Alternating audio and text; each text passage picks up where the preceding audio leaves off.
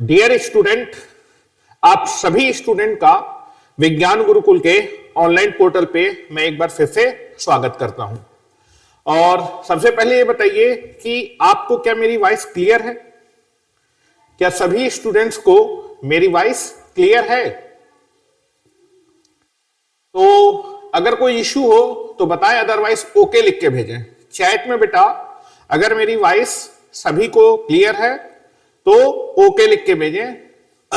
तो मेरे ख्याल से सभी लोग यहां पर ओके लिख के भेज रहे हैं कि वॉइस में आज कोई दिक्कत नहीं है। ठीक है, तो 2 दिन से आप देख रहे थे कि थोड़ा सा टेक्निकल इश्यू आ रहा था वॉइस में, लेकिन आज हम लोगों ने उस टेक्निकल इश्यू को क्या कर दिया है, रिजॉल्व कर दिया। ठीक है, और यहां पर आज जो है आप देखेंगे कि आज थंबनेल पे, ठीक है, आप देखेंगे कि एक मैंने स्लोगन लिखा है, that is ignored is equal to rank down. तो आप देखेंगे बेसिक मैथमेटिक्स की जो हमारी सीरीज चल रही है उसमें हम लोगों ने अभी तक आपके कुछ बेसिक फार्मूले या फिर बेसिक आइडेंटिटी पे बेस्ड आपके जो क्वेश्चन थे उनको क्या कर लिया है, कंप्लीट कर लिया है, और पूरे के पूरे जो कॉन्सेप्ट है उनको अच्छे से समझ लिया है। कल लास्ट में मैंने आपको कुछ प्रैक्टिस क्वेश्चंस भी करवाए थे, लेकिन आज मैं आपको एक बहुत ही खास पैटर्न से मिलाने जा रहा हूं। और आप देखेंगे कि जब हम आईआईटी के क्वेश्चंस करेंगे तो एक खास पैटर्न कई बार आपको जो है आपके क्वेश्चंस में देखने को मिलेगा, और अगर आपने इस खास पैटर्न को इग्नोर कर दिया तो फिर वो क्वेश्चन आप बना नहीं पाएंगे।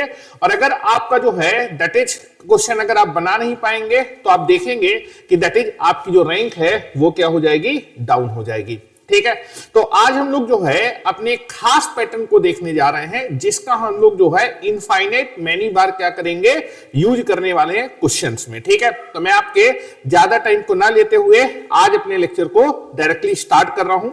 स्टार्टिंग में पहले मैं आपको वो क्वेश्चन क्या कहना चाहता है, पैटर्न क्या कहना चाहता है, उस चीज को समझने की कोशिश करेंगे, और उसके बाद उस पे बेस्ड जो क्वेश्चन होते हैं उन क्वेश्चंस को करने की कोशिश करेंगे। और जब आप देखेंगे कि आईआईटी में जो क्वेश्चन आता है उस क्वेश्चन का आंसर आप सोचेंगे कुछ और आपका एक्चुअल में आंसर उसका कुछ और आएगा। इसलिए जो भी मैं चीजें बता रहा हूं स्टार्टिंग में उनको बड़े ध्यान से कंसंट्रेट होते हुए पढ़ें। तो सभी बच्चे यहां पर मेरे ख्याल से जुड़ चुके हैं, और यहां पर मैं आपको कहना चाहता हूं कि सभी बच्चे आप अपने कॉपी पेन को अपने टेबल पे रखें, और जैसे जैसे मैं आपको चीजें बता रहा हूं वैसे वैसे आप चीजों को फॉलो करते चलें। ठीक है, तो चलिए आज के लेक्चर को अपने स्टार्ट करते हैं। ठीक है, तो आप देखेंगे कि सबसे पहले हम लोग थोड़ा सा बात करते हैं किसके बारे में, रियल नंबर के बारे में, कि रियल नंबर क्या होते हैं। तो अभी वैसे मैं आपको नंबर सिस्टम आपको अभी आगे पढ़ाऊंगा, लेकिन तब भी मेरे ख्याल से बेसिक या फिर छोटी क्लासेज में आप रियल नंबर्स को जानते हैं कि जितने भी नंबर आपके नंबर लाइन पे क्या किए जा सकते हैं, ड्रॉ किए जा सकते हैं, वो सभी नंबर क्या कहलाते हैं, रियल नंबर कहलाते हैं। ठीक है, तो फॉर एग्जाम्पल अगर मैं रियल नंबर कुछ लिखना चाहूं, आपको कुछ रियल नंबर्स को दिखाना चाहूं, तो आप देखेंगे कि 5 आपका कैसा नंबर है बेटा, रियल नंबर है। ठीक है, दैट इज आपका -1.2 कैसा नंबर है, ये भी एक रियल नंबर है। नेक्स्ट अगर बात किया जाए 7 भी बेटा कैसा नंबर है, एक रियल नंबर है। ठीक है, आज एक खास पैटर्न टीच करने जा रहा हूं, और वो खास पैटर्न आप देखेंगे कि जब आप आईआईटी जेईई के क्वेश्चन करेंगे तो उन क्वेश्चंस में वो खास पैटर्न आपको कई बार देखने को मिलेगा, और ये pattern most of the students को आता नहीं है, इसलिए ऐसे टाइप के क्वेश्चन वो बना नहीं पाते हैं। इसलिए बहुत ध्यान से पढ़िए, क्योंकि स्टार्टिंग में मैं आपको कुछ चीजें बता रहा हूं जो कि उसमें आपको दैट इज यूज होने वाली है। Sir do you know that,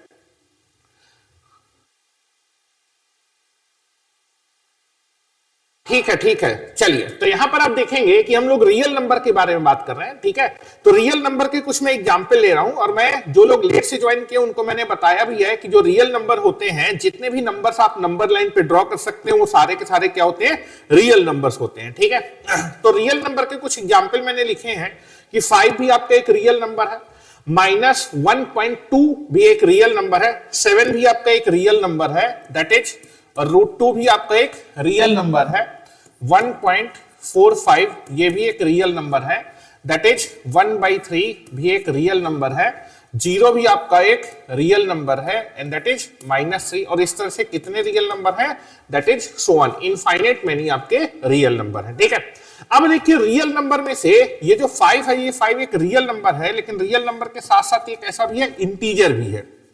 this is nothing but the 5 is a integer. तो 5 is nothing but a real number and it is also a that is nothing but the integer.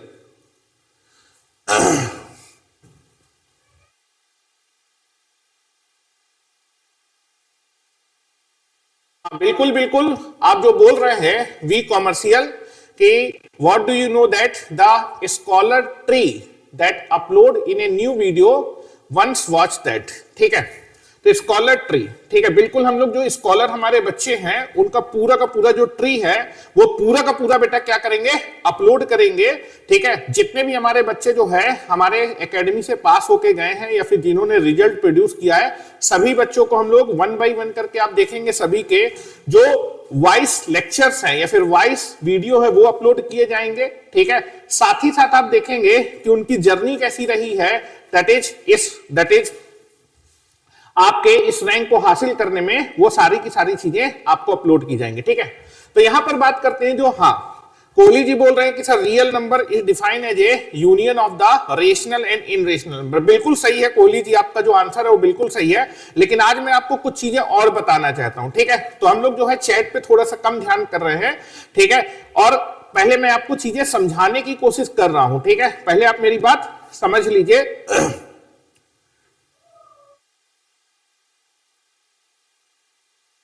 ठीक है, तो यहां पर आप देखेंगे कि रियल नंबर में आपका जो है 5 एक रियल नंबर होता है, लेकिन ये इंटीजर होता है। ठीक है, उसके बाद अगर बात किया जाए दैट इज माइनस का 1.2, ये एक रियल नंबर है, लेकिन ये आपका क्या है, दैट इज नॉन इंटीजर है। This is nothing but a non integer. ये कैसा नंबर है, this is a non integer. 7 आपका दैट इज इंटीजर है। 7 कैसा नंबर है, this is nothing but the integer. This is nothing but the integer. √2 बेटा क्या है, √2 की वैल्यू आप देखेंगे, √2 की अप्रॉक्सीमेट वैल्यू होती है दैट इज 1.414। ठीक है, तो ये भी आपका कैसा है, नॉन इंटीजर नंबर है। This is nothing but the non integer number. ठीक है, this is non integer number. ठीक है, दैट इज 1.45 1.45 कैसा नंबर है, ये भी एक नॉन इंटीजर नंबर है। This is a non integer number है। और आप देखेंगे जो माइनस का दैट इज 6 है, ये आपका कैसा नंबर है, दैट इज इंटीजर। तो आप देखेंगे जो रियल नंबर होते हैं, रियल नंबर में से आपके इंटीजर भी होते हैं और आपके नॉन इंटीजर होते हैं। मतलब रियल नंबर में आपके इंटीजर भी कवर हो जाते हैं और नॉन इंटीजर भी कवर हो जाते हैं। नॉन इंटीजर क्या होते हैं, जो पॉइंट करके लिखे जाते हैं। ठीक है, जो भी नंबर आपके पॉइंट करके लिखे जाते हैं वो आपके नॉन इंटीजर कहलाते हैं, और दैट इज जो आपके दैट इज इंटीजर के फॉर्म में होते हैं वो आपके इंटीजर कहलाते हैं। ठीक है, तो यहां पर आप देखेंगे जब भी मैं रियल नंबर के बारे में बात करूंगा तो रियल नंबर में आपको दोनों बातें ध्यान रखनी है। रियल नंबर का मतलब होता है कि रियल नंबर में इंटीजर भी आते हैं और नॉन इंटीजर भी आते हैं।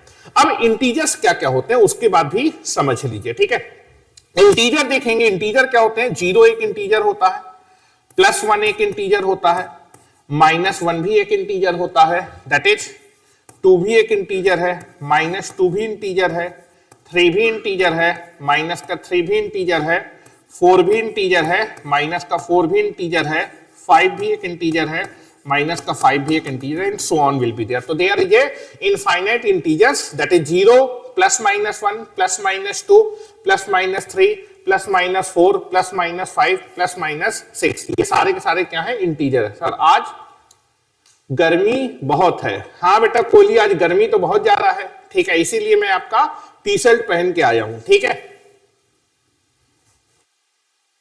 चलिए, तो आपको मैंने 2 चीज यहां पर बताई, एक तो रियल नंबर में इंटीजर और नॉन इंटीजर दोनों आते हैं, और आपके जो इंटीजर्स होते हैं वो क्या होते हैं। ठीक है, इतनी बात आपको समझ में आ गई होगी। ठीक है, चलिए नेक्स्ट स्लाइड पे चलते हैं। नेक्स्ट स्लाइड, ठीक है, नेक्स्ट स्लाइड पे आते हैं।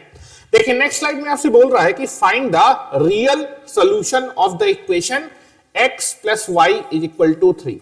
ठीक है, आपसे क्या बोल रहा है कि आपके पास ये इक्वेशन दी है x plus y is equal to 3। इस इक्वेशन के कौन से सोल्यूशन के बारे में बात कर रहा है? Real solution. ठीक है, तो पहली बात सुनिए कि सोल्यूशन का मतलब क्या होता है। सोल्यूशन का मतलब होता है कि वेरिएबल की वह वैल्यू जो आपकी इक्वेशन को क्या कर जाए? सेटिस्फाई कर जाए, that is called the solution of the equation. Satisfy करने का मतलब क्या होता है? सेटिस्फाई करने का मतलब है कि वेरिएबल की वह वैल्यू जो इक्वेशन पे रखने पे लेफ्ट हैंड साइड किसके बराबर आ जाए?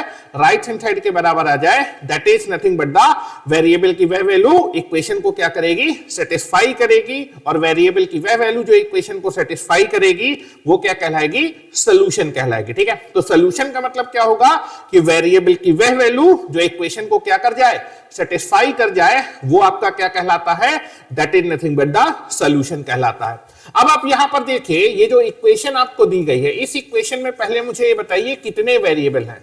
तो आपको दिख रहा होगा कि इस इक्वेशन में आपके 2 वेरिएबल हैं। अगर इस इक्वेशन में आपके 2 वेरिएबल हैं तो that is nothing but the, यहां पर आपका इस इक्वेशन को जो सॉल्यूशन होगा वो x और y का क्या होगा?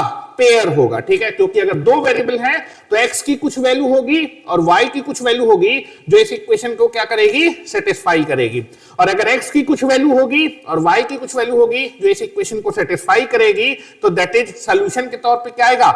x की कुछ वैल्यू एंड y की कुछ value, that is nothing but the pair आएगा x y का। तो आप देखेंगे कि इस इक्वेशन का सॉल्यूशन निकालने का मतलब कि इस इक्वेशन का सॉल्यूशन क्या होगा? x y का पेयर होगा जिसमें x की कुछ वैल्यू होगी और y की कुछ वैल्यू होगी, जिसको रखने पे ये इक्वेशन क्या कर जाएगी? सेटिस्फाई कर जाएगी। और सेटिस्फाई करने मतलब कि x और y का जो सम होना चाहिए वो कितना आना चाहिए? 3।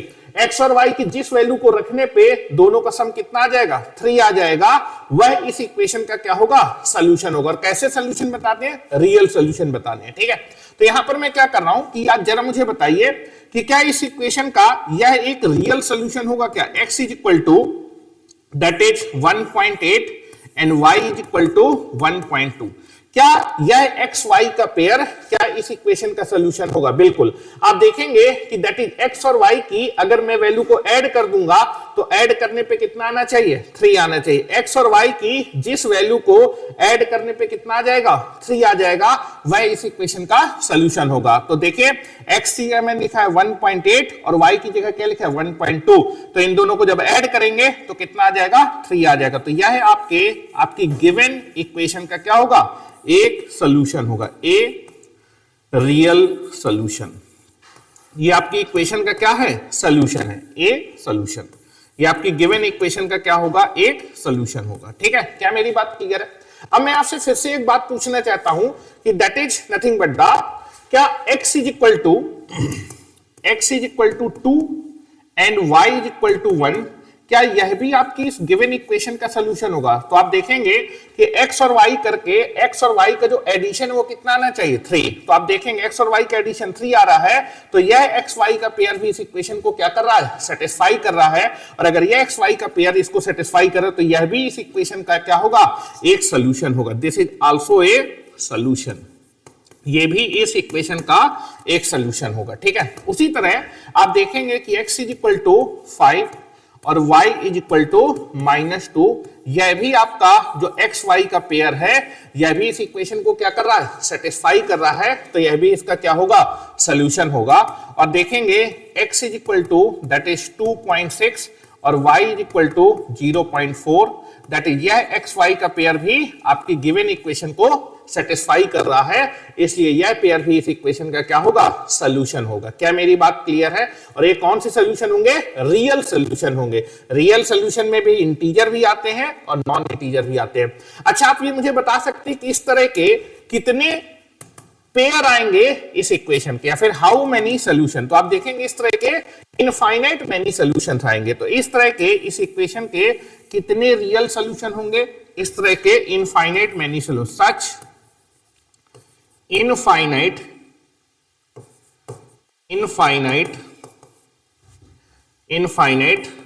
many real solutions are exist। इस तरह के इस इक्वेशन के इनफाइनाइट मेनी सॉल्यूशन होंगे। ठीक है, अब देखिए कई बार ऐसा भी पूछा जाता है कि दैट इज, अब आपसे बोला जा रहा है कि आपकी जो इक्वेशन है x plus y is equal to 3, इस इक्वेशन के कौन से सोल्यूशन बताने हैं बेटा? इंटीग्रल सोल्यूशन बताने, इंटीग्रल सोल्यूशन। ठीक है, समझिएगा मेरी बात, वेरी वेरी इंपॉर्टेंट बात करने जा रहा हूं।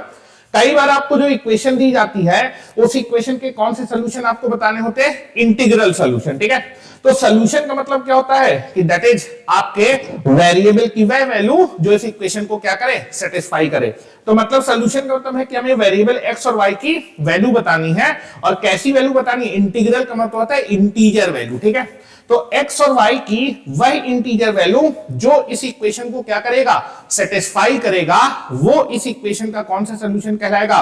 इंटीग्रल सॉल्यूशन कहलाएगा। तो इंटीग्रल सॉल्यूशन का मतलब समझिए बेटा, इंटीग्रल सॉल्यूशन, तो कई बार आपसे इंटीग्रल सॉल्यूशन, इंटीग्रल सॉल्यूशन का मतलब होता है सॉल्यूशन का मतलब कि वेरिएबल की वैल्यू, लेकिन वेरिएबल की कैसी वैल्यू बतानी है? इंटीग्रल वैल्यू बतानी है। कौन सी वैल्यू? इंटीग्रल। ठीक है, तो that is nothing but the x और वाई की वो इंटीजर वैल्यू बताइए जो इस इक्वेशन को सेटिस्फाई करे। तो इंटीग्रल सॉल्यूशन का मतलब होता है कि एक्स और वाई की इंटीजर वैल्यू बतानी, मतलब एक्स और वाई कैसे हैं? इंटीजर। तो दैट मींस इंटीग्रल सॉल्यूशन का मतलब, जब भी इंटीग्रल सॉल्यूशन पूछा जाएगा, मींस जो वेरिएबल हैं एक्स और वाई कैसे हैं? Are integer. कैसे हैं? इंटीजर। ठीक है, एक्स और वाई की इंटीजर वैल्यू बतानी है जो इसको सेटिस्फाई करेगी। और इसी भाषा को मैथमेटिक्स में सेट थ्योरी पे क्या लिखते हैं? That is written as a कि x and y belongs to integer. तो कभी भी अगर कभी भी इंटीग्रल सॉल्यूशन पूछा जाए तो इंटीग्रल सॉल्यूशन का मतलब होगा कि एक्स और वाई की वही इंटीजर वैल्यू बताइए जो इस इक्वेशन को सेटिस्फाई करे। मतलब क्वेश्चन में एक्स और वाई कैसे नंबर दिए हैं? इंटीजर वैल्यू बतानी है, मतलब इंटीजर है। क्या मेरी बात क्लियर है? अच्छा ये बताइए कि that is x is equal to 1.8 और y इज इक्वल टू 1.2, क्या इस इक्वेशन का इंटीग्रल सॉल्यूशन होगा? ठीक है, क्या मैं x इज इक्वल टू 1.8 और y इज इक्वल टू 1.2, क्या मैं इस इक्वेशन का इंटीग्रल सॉल्यूशन कंसीडर कर सकता हूं? नहीं, क्योंकि इंटीग्रल सॉल्यूशन का मतलब आपको बताने कि एक्स और वाई की इंटीजर वैल्यू, यहां पर एक्स इंटीजर नहीं है और वाई भी इंटीजर नहीं है, तो इसको हम जो है as a integral solution consider नहीं कर सकते। लेकिन क्या यह इस इक्वेशन का इंटीग्रल सॉल्यूशन है? दिस इज द एक्स भी इंटीजर है, वाई भी इंटीजर है, और दोनों को ऐड करके कितना आ रहा है? 3 आ रहा है। तो दैट इज 2,1। ठीक है, 2,1 इस इक्वेशन का कौन सा सॉल्यूशन है? इंटीग्रल सॉल्यूशन है। That is 5,-2। क्या हम इसको इस इक्वेशन का इंटीग्रल सॉल्यूशन बोल सकते हैं? बिल्कुल, क्योंकि x भी इंटीजर है, y भी इंटीजर है, और दोनों का सम कितना आ रहा है? 3 आ रहा है। तो दैट इज ये आपका इस इक्वेशन का इंटीग्रल सॉल्यूशन होगा। और आप देखेंगे ये इस इक्वेशन का इंटीग्रल सॉल्यूशन नहीं होगा। तो अगर आपसे इस इक्वेशन के इंटीग्रल सॉल्यूशन पूछे जा रहे हैं तो इसके इंटीग्रल सॉल्यूशन क्या क्या हो सकते हैं? दैट इज एक्स और वाई की वो इंटीजर वैल्यू बताइए जो इस इक्वेशन को सेटिस्फाई करेगा। तो एक तो आपको ऊपर दिख रही है x equal to 2 and x equal to 1, इस इक्वेशन का एक इंटीग्रल सॉल्यूशन होगा। ठीक है, दूसरा x is equal to that is 5 and y is equal to -2, ये भी इस इक्वेशन का कौन सा सॉल्यूशन होगा बेटा? इंटीग्रल सॉल्यूशन होगा। That is x is equal to 3 and y is equal to 0, ये भी इस इक्वेशन का क्या होगा बेटा? इंटीग्रल सॉल्यूशन होगा। x is equal to that is 6 and y is equal to -3, ये भी इस इक्वेशन का क्या होगा? इंटीग्रल सॉल्यूशन होगा। क्या मेरी बात समझ में आ रही है? और आप देखेंगे इस तरह से इस इक्वेशन के कितने इंटीग्रल सॉल्यूशन आएंगे? Infinite many, such as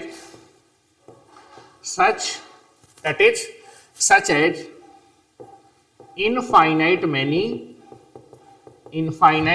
many integral solutions are exist. इस तरह से इस इक्वेशन के कितने इंटीग्रल सॉल्यूशन एग्जिस्ट करेंगे?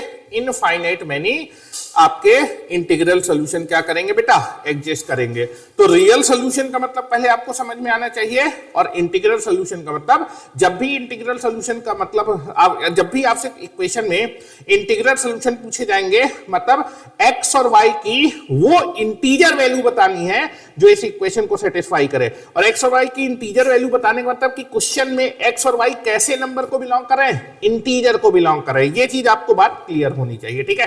अब देखिए ये तो मैंने आपको बेसिक बताया, अब क्वेश्चन कैसे पूछा जाएगा, अब क्वेश्चन पे आते हैं। अब फोकस करिएगा, जो पैटर्न मैं आपको बताने जा रहा था अब हम उस पे आते हैं, ठीक है। क्या मेरी बात क्लियर है?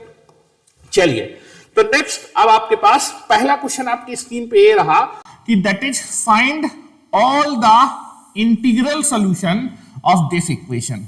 आपको इस इक्वेशन के दैट इज जितने भी इंटीग्रल सॉल्यूशन है उनको बताना है, ठीक है। तो सबसे पहले लिखा है कि मुझे कौन से सॉल्यूशन बताने हैं, मुझे एक्स और वाई की वह वैल्यू बतानी है, वह इंटीजर वैल्यू बतानी जो इसको सेटिस्फाई करेगा। तो इंटीग्रल सॉल्यूशन का मतलब पहला हुआ कि एक्स और वाई कैसे नंबर है, इंटीजर है, ठीक है। इंटीग्रल सॉल्यूशन का मतलब है that is x and y कैसे नंबर को बिलोंग कर रहे हैं, इंटीजर नंबर को बिलोंग करा है। मतलब एक्स और वाई की कौन सी वैल्यू आपको लेनी है, क्वेश्चन में एक्स और वाई की वही वैल्यू एक्सेप्ट करेंगे सॉल्यूशन के तौर पे जो इंटीजर आएगी। क्या मेरी बात क्लियर है? अब यहां पर आते हैं, ठीक है। This is nothing but the x minus 1 into y plus 3 is equal to 2। इस इक्वेशन के आपको क्या करने हैं बेटा, सोल्यूशन बताने हैं, ठीक है। आंसर बेटा आपका जो है k, 3 माइनस के, आंसर बेटा गलत है, बेटा गलत है, यहां देखिए, ठीक है।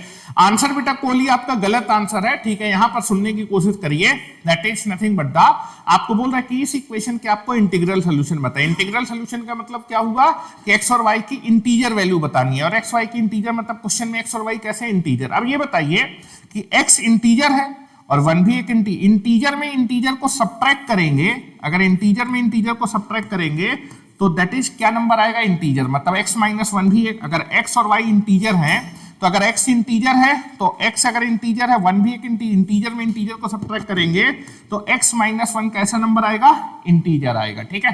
अच्छा y भी क्वेश्चन में कैसा है, इंटीजर है, दैट इज 3 भी कैसा नंबर, इंटीजर में इंटीजर को चाहे ऐड करिए चाहे सब्ट्रैक्ट करिए, कैसा नंबर आएगा, इंटीजर आएगा, ठीक है। क्या मेरी बात क्लियर है?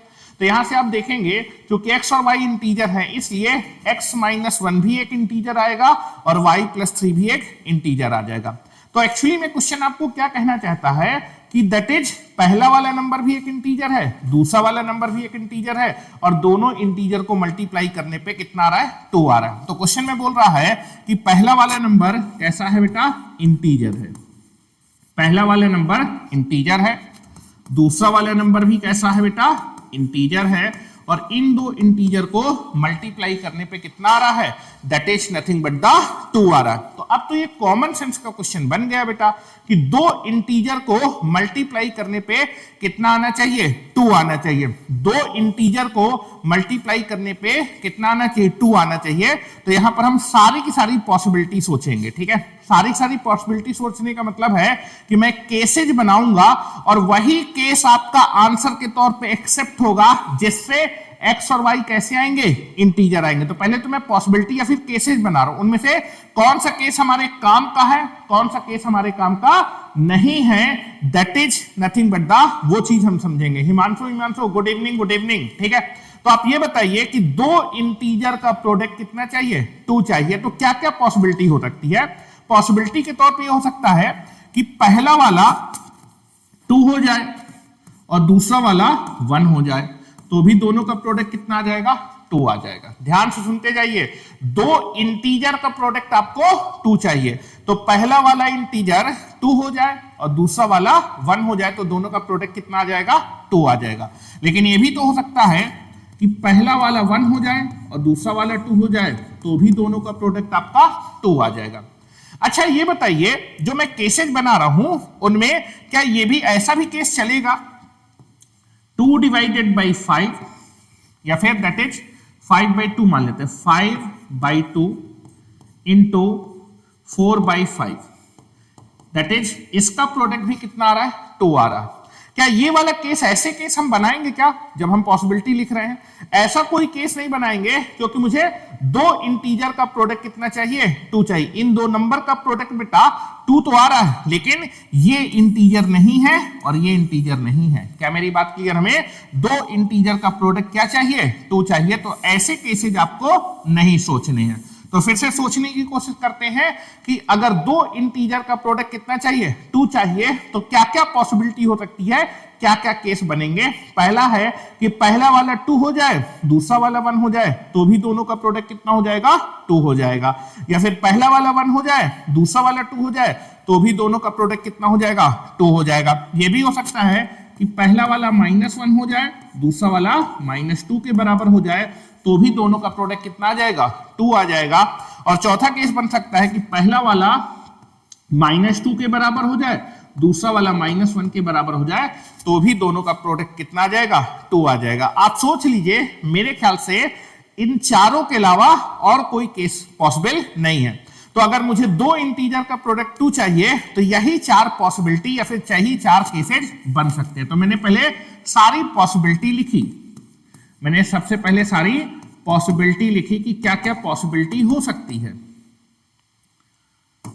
ये 4 पॉसिबिलिटी हो सकती है, मतलब 4 केस बनेंगे। अब इसमें से कौन सा केस काम का है, कौन सा केस काम का नहीं, मतलब कौन सा केस एक्सेप्टेबल होगा, कौन सा केस एक्सेप्टेबल नहीं होगा। तो हम क्या करेंगे, केसेस बनाएंगे जिनसे x और y इंटीजर आ जाएंगे, वो मेरा काम का केस होगा। काम का केस होगा तो उसके आंसर को क्या कर लेंगे? एक्सेप्ट कर लेंगे। ठीक है, तो चलिए यहां पर हम लोग केसेज बनाने की कोशिश करते हैं। तो केस नंबर 1, केस नंबर 1 है कि दैट इज पहला वाला इंटीजर कितना हो जाए? 2 हो जाए। पहला वाला इंटीजर 2 हो जाए और दूसरा वाला इंटीजर कितने के बराबर हो जाए? दूसरा वाला इंटीजर 1 के बराबर। तो दोनों का प्रोडक्ट कितना आ जाएगा? दैट इज 2 आ जाएगा। फिर दूसरे केस के बारे में बात करते हैं, that is case number 2। Case number 2 है कि पहला वाला इंटीजर 1 के बराबर हो जाए, पहला वाला इंटीजर 1 के बराबर हो जाए, दूसरा वाला इंटीजर दैट इज 2 के बराबर हो जाए। ठीक है, तीसरा केस देखते हैं, that is case number 3। Case number 3 होगा कि दैट इज पहला वाला जो इंटीजर है वो कितना हो जाए? -1 हो जाए और दूसरा वाला जो इंटीजर है वो आपका -2 हो जाए। और चौथा केस बना लेते हैं, that is nothing but the case number 4 कि दैट इज पहला वाला इंटीजर -2 हो जाए और दूसरा वाला इंटीजर आपका -1 के बराबर हो जाए। ठीक है, तो मैंने 4 केसेस बना लिए। ठीक है सर, कल का लेक्चर आएगा या नहीं? कल ऑफ होगा? नहीं बेटा कोहली, ऑफ कुछ नहीं होगा। ठीक है, कल भी हमारा लेक्चर रहेगा, सातों के सातों दिन बेटा आपके लेक्चर्स होंगे, क्योंकि टाइम कम है और चीजें कराना बहुत ज्यादा है। ठीक है, तो अब देखिए मैंने 4 केस बनाए, अब इनमें से कौन सा केस काम का है। ठीक है, तो पहले केस को सॉल्व करके x और y निकालते हैं। तो यहां से अगर मैं x की वैल्यू निकालूंगा तो x की वैल्यू आ जाएगी 3, और यहां से y की वैल्यू निकालूंगा तो y की बेटा वैल्यू आ जाएगी -2। तो आप देखेंगे कि क्वेश्चन में x और y इंटीजर है और आपके पहले केस से x और y इंटीजर आ रहे हैं, तो दैट इज आपका जो पहला केस है वो काम का केस होगा। तो पहला एक सोल्यूशन, अगर ये काम का केस है तो इससे जो x और y की वैल्यू आएंगी वो एक्सेप्ट हो जाएंगी। ठीक है, तो एक इसका सोल्यूशन क्या होने वाला है? इसका एक सोल्यूशन होने वाला है 3, -2। ठीक है, दूसरे केस से निकालते हैं। यहां से अगर मैं x की वैल्यू निकालूंगा तो x की बेटा वैल्यू कितनी आएगी? 2 आएगी। ठीक है, और y की बेटा वैल्यू कितनी आएगी? y की वैल्यू आएगी -1। क्या मेरी बात क्लियर है? तो यहां से भी x और y कैसे आ रहा है बेटा? इंटीजर आ रहा है। क्वेश्चन में x और y की कौन सी वैल्यू एक्सेप्ट करनी है? इंटीजर। तो ये भी हमारे काम का केस है, तो इसके सोल्यूशन को भी क्या कर लेंगे? एक्सेप्ट कर लेंगे। यहां से अगर मैं थर्ड केस से बात करूंगा, थर्ड केस से अगर मैं x की वैल्यू निकालूंगा तो 0 आएगी, और y की बेटा वैल्यू निकालूंगा तो y की वैल्यू आएगी -5। और यहां से भी आपके x और y कैसे आ रहे हैं बेटा? इंटीजर आ रहे हैं, तो ये केस भी आपका काम है, तो ये भी हमारा दैट इज x और y की वैल्यू क्या हो जाएगी? एक्सेप्ट हो जाएगी। ठीक है, नेक्स्ट बात करते हैं, that is case number 4। Case number 4 से भी हम लोग क्या करते हैं? x की वैल्यू निकालते हैं। तो जब x की बेटा वैल्यू यहां से निकालेंगे तो x इक्वल टू कितना आएगा? -1, और y की बेटा वैल्यू कितनी आएगी, y की वैल्यू आएगी -4। यहां से भी आपका x और y कैसे आ रहे हैं, इंटीजर आ रहे हैं। अगर इंटीजर आ रहे हैं तो ये x और y की वैल्यू क्या हो जाएगी, एक्सेप्ट हो जाएगी। मतलब केस नंबर 4 भी आपका काम का केस है। तो चारों के चारों जो केस हैं वो हमारे काम के केस हैं। तो दैट इज केसेज की जब भी पहले केस से आंसर आ रहा है, दूसरे केस से आंसर आ रहा है, तीसरे से आंसर, तो फाइनल आंसर क्या होगा, ये चारों के चारों आंसर होंगे। मतलब जब भी मैं केसेज बनाऊंगा तो हर एक केस से आंसर निकालने के बाद फाइनल आंसर क्या होता है, सभी केसेस के आंसर को कंबाइन करके लिख देते हैं, ठीक है। तो आपके पास फाइनल आंसर आ जाता है। तो दैट इज इस इक्वेशन के कितने इंटीग्रल सॉल्यूशन है, एक सॉल्यूशन आ रहा है 3, -2, दूसरा सॉल्यूशन आ रहा है 2, -1, तीसरा सॉल्यूशन आ रहा है 0, -5 और चौथा सॉल्यूशन आ रहा है -1, -4, ठीक है। तो इसके टोटल अगर पूछे जाए तो कितने नंबर ऑफ सॉल्यूशन होंगे, 4 नंबर ऑफ सॉल्यूशन होंगे, ठीक है। तो अगर मैं लिखना चाहूं सॉल्यूशन, तो इस इक्वेशन के जो सॉल्यूशन है, चूंकि x और y का पेयर है तो सॉल्यूशन को ऐसे पेयर में लिख दिया जाता है, ठीक है, पेयर में। क्योंकि जब सॉल्यूशन लिखने का जो तरीका है, सिंगल वेरिएबल होता तो डायरेक्ट वैल्यू लिख देते, लेकिन 2 वेरिएबल है इसलिए पेयर करके लिखेंगे। तो पहला पेयर x y का जो इस इक्वेशन को सेटिस्फाई करेगा वो होगा 3, -2। तो दैट इज एक पेयर आएगा 3, -2, x is equal to 3 and y is equal to -2, इस इक्वेशन को सेटिस्फाई करेगा। दूसरा पेयर क्या आएगा बेटा, दूसरा पेयर आएगा दैट इज 2, -1, ये पेयर भी इस इक्वेशन को सेटिस्फाई करेगा। तीसरा पेयर जो इस इक्वेशन को सेटिस्फाई करे, x equal to 0 and y is equal to -5, ये भी पेयर इस इक्वेशन को सेटिस्फाई करेगा। और आपके पास दैट इज चौथा पेयर जो आएगा, x is equal to -1 and y is equal to -4, ये पेयर भी इस इक्वेशन को सेटिस्फाई करेगा। तो इस इक्वेशन के टोटल नंबर ऑफ सॉल्यूशन कितने हो जाएंगे, 4। अगर आपसे क्वेश्चन पूछ लिया जाए तो ये इसका आंसर होगा कि दैट इज इस इक्वेशन के नंबर ऑफ इंटीग्रल सॉल्यूशन अगर पूछे जाएंगे तो 4 आएंगे। और अगर इंटीग्रल सॉल्यूशन की वैल्यू पूछी जाए तो एक इंटीग्रल सॉल्यूशन आएगा 3, -2, दूसरा सॉल्यूशन आएगा 2, -1, तीसरा सॉल्यूशन आएगा 0, -5 और चौथा सॉल्यूशन आएगा -1, -4 विल बी देयर। क्या मेरी बात क्लियर है, ठीक है। अगर आपसे ये पूछ लिया जाता कि नंबर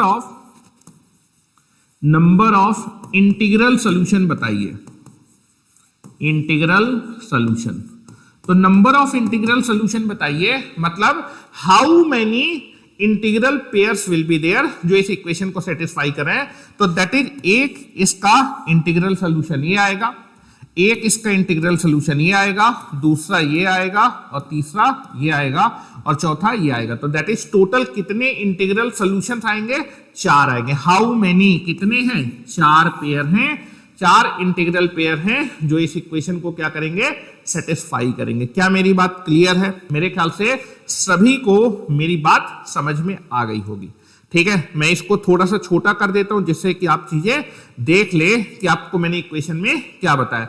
जब भी इंटीग्रल सॉल्यूशन के बारे में बात करेगा, मतलब x और y कैसे हैं, इंटीजर हैं, और x और y अगर इंटीजर थे तो x -1 भी एक इंटीजर था, y +3 भी एक इंटीजर था। 2 इंटीजर का प्रोडक्ट कितना चाहिए, 2। अगर 2 इंटीजर का प्रोडक्ट आपको 2 चाहिए तो जितनी भी पॉसिबिलिटी थी वो मैंने सारी पॉसिबिलिटी लिख ली। और पॉसिबिलिटी जो केसेस बोलते हैं, टोटल 4 केस बन रहे हैं और उन चारों में से जब मैंने वैल्यू निकाली तो चारों मेरे काम के केस आ रहे थे, ठीक है। क्या मेरी बात क्लियर है? मेरे ख्याल से सभी को मेरी बात क्लियर होगी, ठीक है। चलिए नेक्स्ट क्वेश्चन की तरफ चलते हैं, क्योंकि सभी केसेस से इंटीजर एक्स आ रहे थे तो सभी केस आपके काम के केस थे, ठीक है।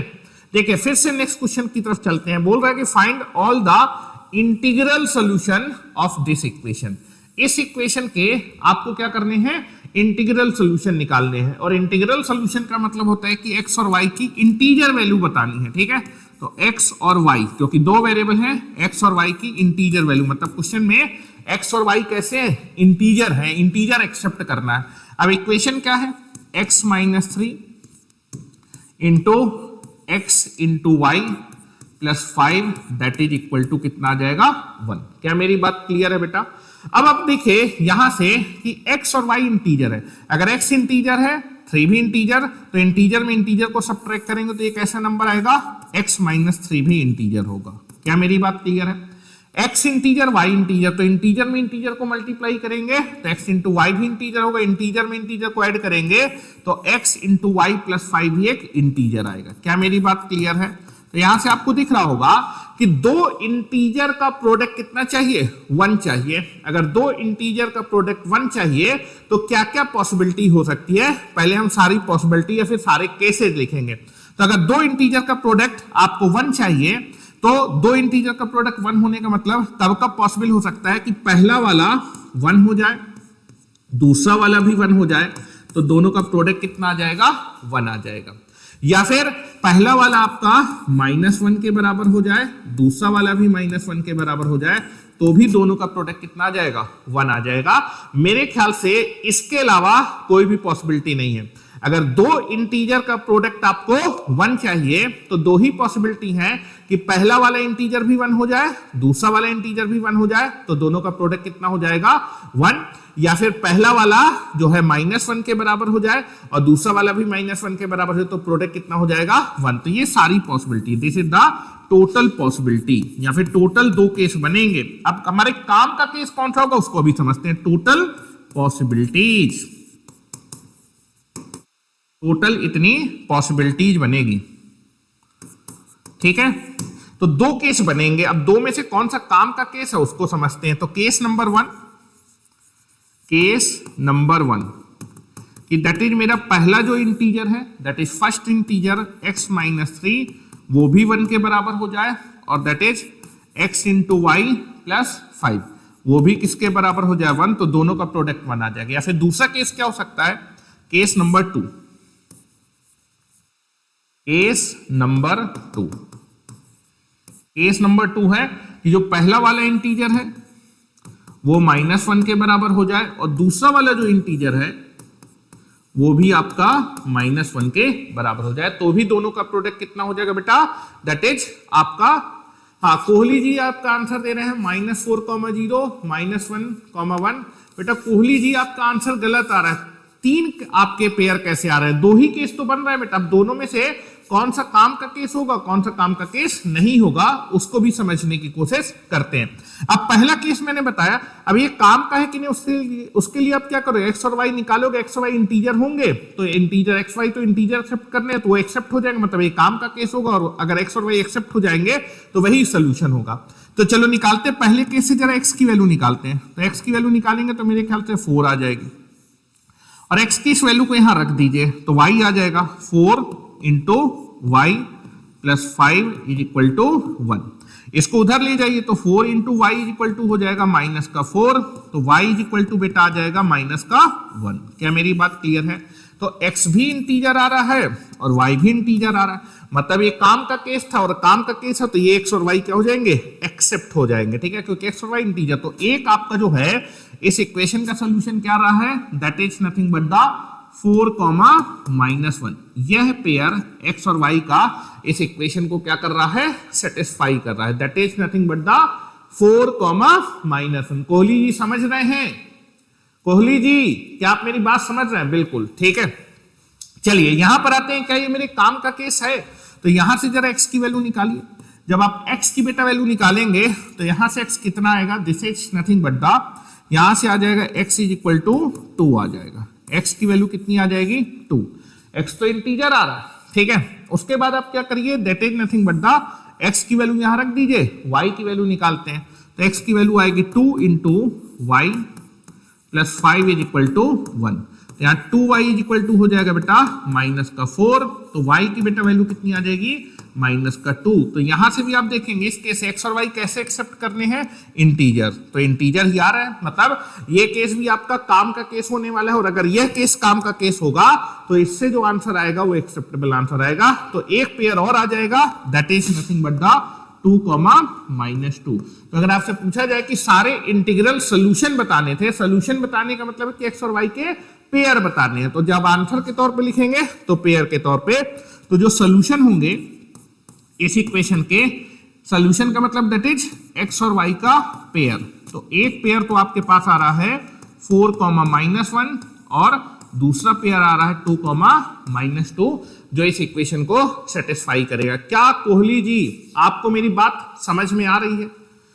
बिल्कुल, कोहली जी कह रहे हैं कि सर मजा आ गया, आपने क्या टेक्निक बताई है। बेटा कॉमन सेंस के क्वेश्चन है और ये पैटर्न आपके जनरली आपके आईआईटी जेईई के एग्जामिनेशन में पूछे जाते हैं। ये नॉर्मल तरीके से क्यों सॉल्व नहीं हो पा रहा है, क्योंकि आप देखेंगे कि आपके पास इक्वेशन एक है और अननोन कितने हैं, दो हैं। एक इक्वेशन से दो अननोन सॉल्व नहीं होते, और अगर एक इक्वेशन दो अननोन है तो हमें कॉमन सेंस लगाना पड़ेगा, और उसी कॉमन सेंस को लगाने के उसने बोला है कि कौन सी सोल्यूशन चाहिए, इंटीग्रल सोल्यूशन चाहिए। मतलब एक्स और वाई की वो इंटीजर वैल्यू बता दीजिए जो इस इक्वेशन को सेटिस्फाई कर रहा है।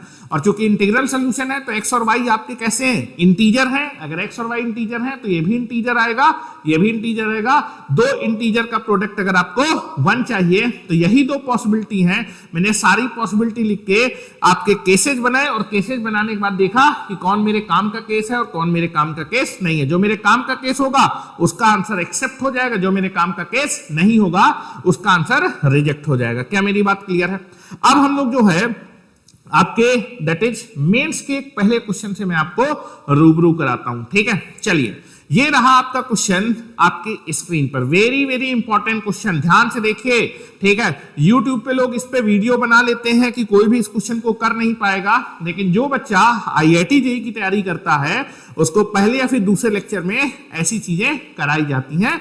तो ये बहुत ही नॉर्मल सी बात है, आईआईटी जेईई पे ऐसे क्वेश्चन करना बहुत ही नॉर्मल हो जाएगा, क्योंकि रोज आप इस तरह के क्वेश्चनों से रूबरू होते रहेंगे, या फिर रोज ऐसे क्वेश्चनों से जब आप मिलते जाएंगे तो आपका ब्रेन धीमे धीमे काम करने लगेगा। ठीक है, देखिए क्या बोल रहा है, find all the integral solution. आपको इस इक्वेशन के इंटीग्रल सोल्यूशन बताने, मतलब एक्स और वाई की वही इंटीजर वैल्यू बतानी जो इसको सेट। तो एक्स और वाई की कैसी वैल्यू, इंटीजर वैल्यू।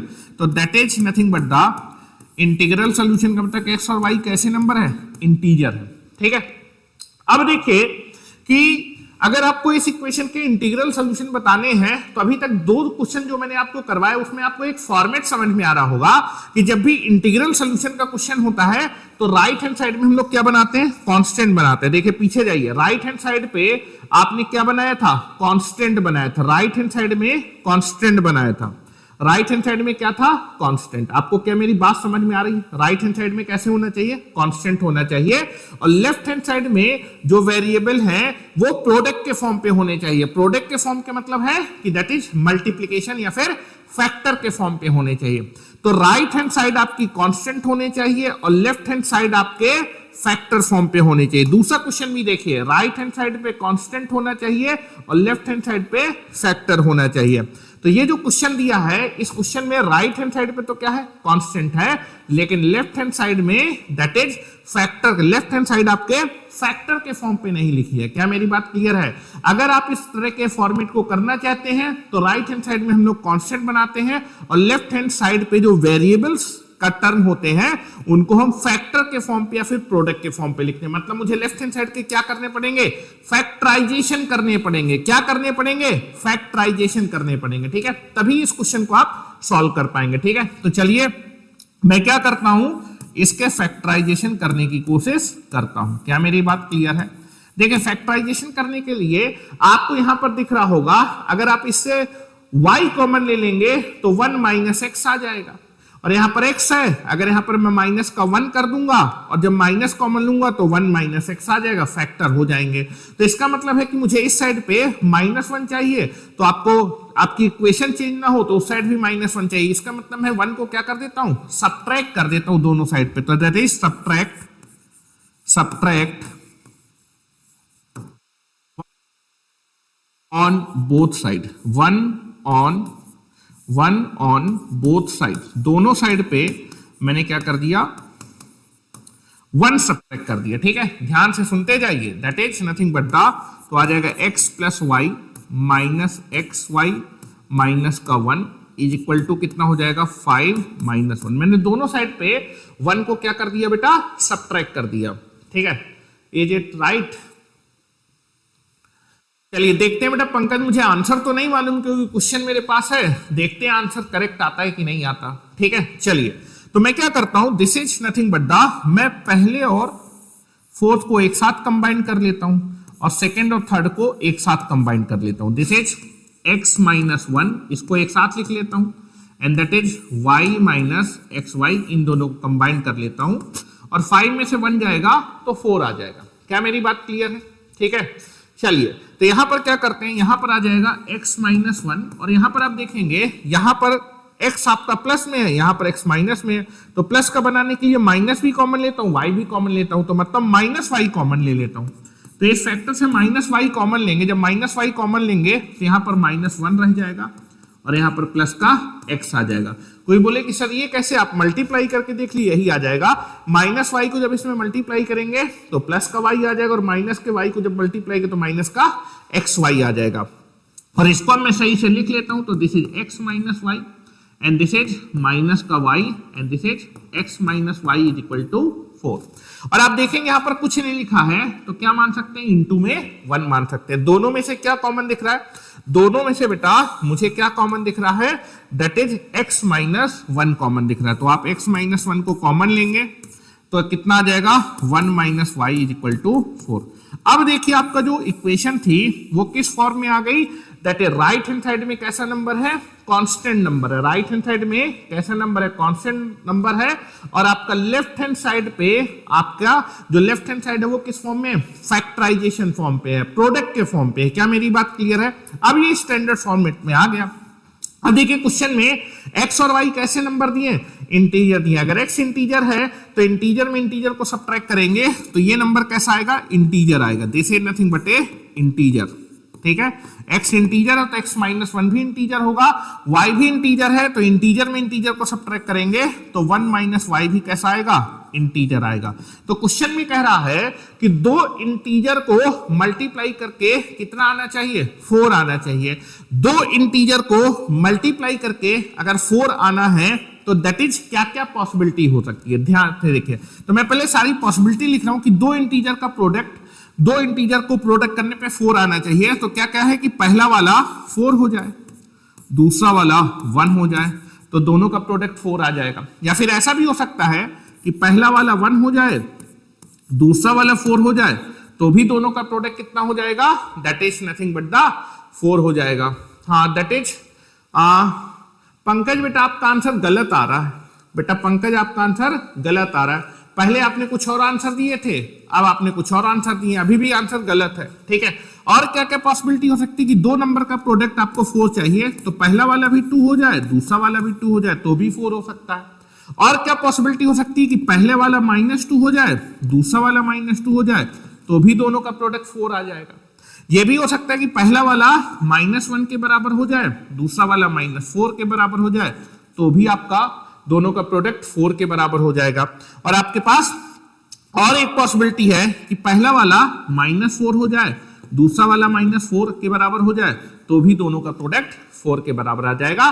तो आप देखेंगे कि टोटल, ठीक है, टाइपिंग मिस्टेक, ठीक है पंकज, टोटल कितने केस बन रहे हैं बेटा, 6 केस बन रहे हैं। टोटल कितने केस बन रहे हैं, 6 केस बन रहे हैं। ठीक है, अब इन 6 केस में, मतलब ये टोटल 6 केस है, मतलब 6 पॉसिबिलिटी। अब इनमें से काम की पॉसिबिलिटी है, फिर काम का केस कौन सा है वो अभी देखेंगे। ठीक है, तो टोटल पॉसिबिलिटी मैंने लिख दी, टोटल पॉसिबिलिटी क्या क्या हो सकती है कि दो इंटीजर का प्रोडक्ट 4 आने की पॉसिबिलिटी,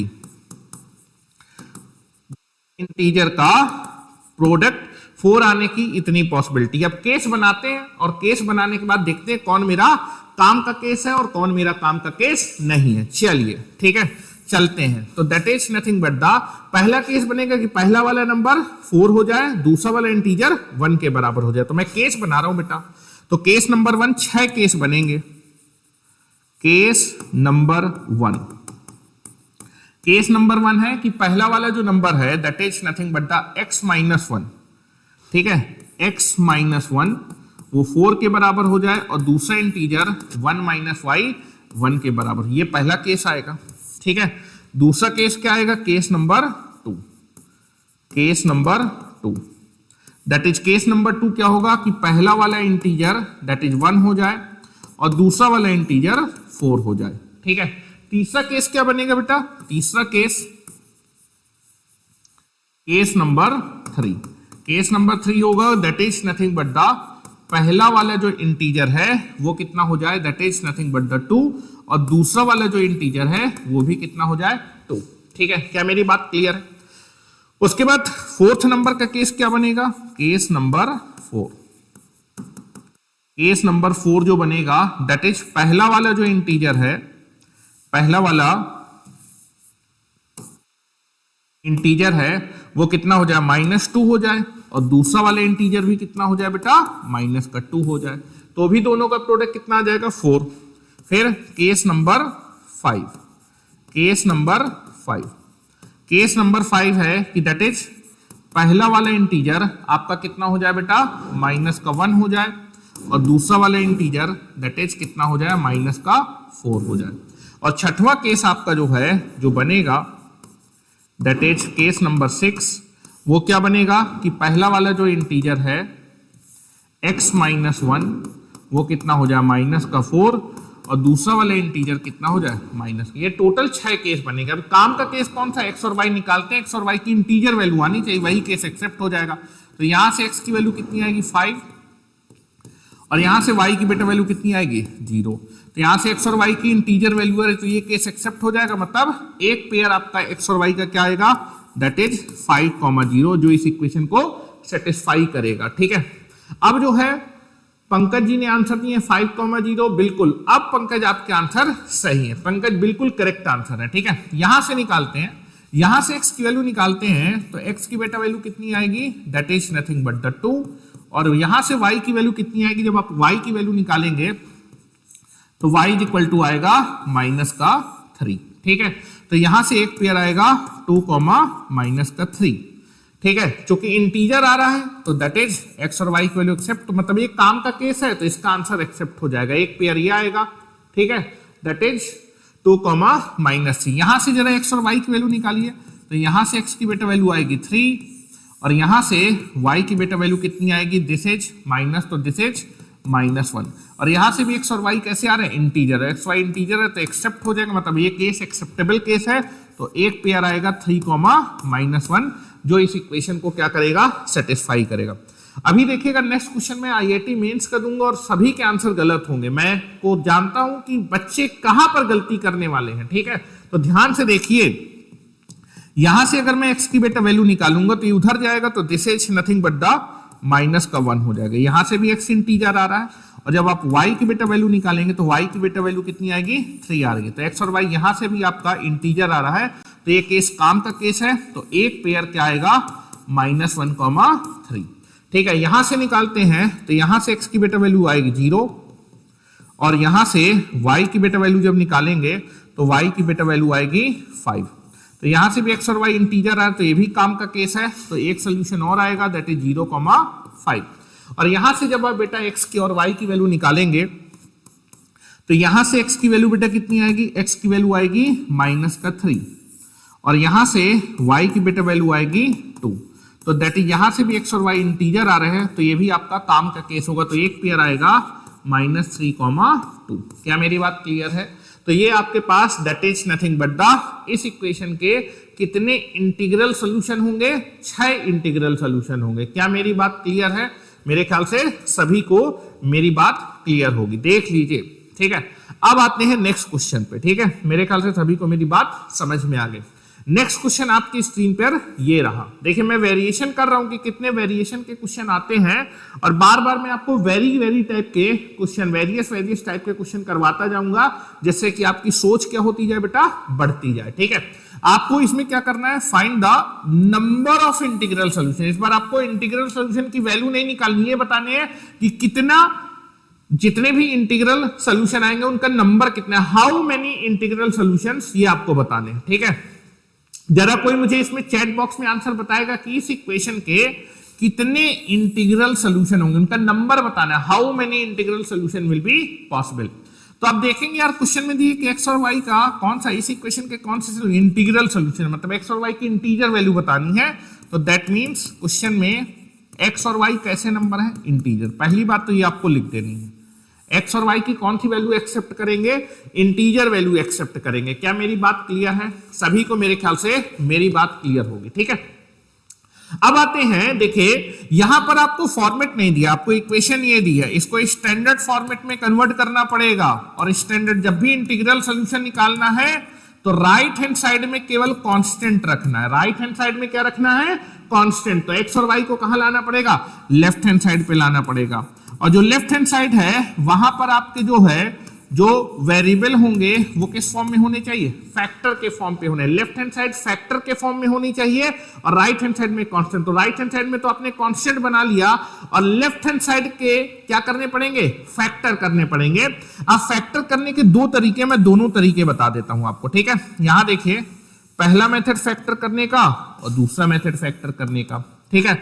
तो पहला मेथड मैं लिख रहा हूं इसको फैक्टर करने का, ठीक है। चलिए पहला मेथड लिख रहा हूं फैक्टर करने का। तो ये आपके पास लिखा है that is 2x square minus का y स्क्वायर माइनस का xy इज इक्वल टू 7। क्या मेरी बात क्लियर है? मेरे ख्याल से आपको मेरी बात क्लियर होगी।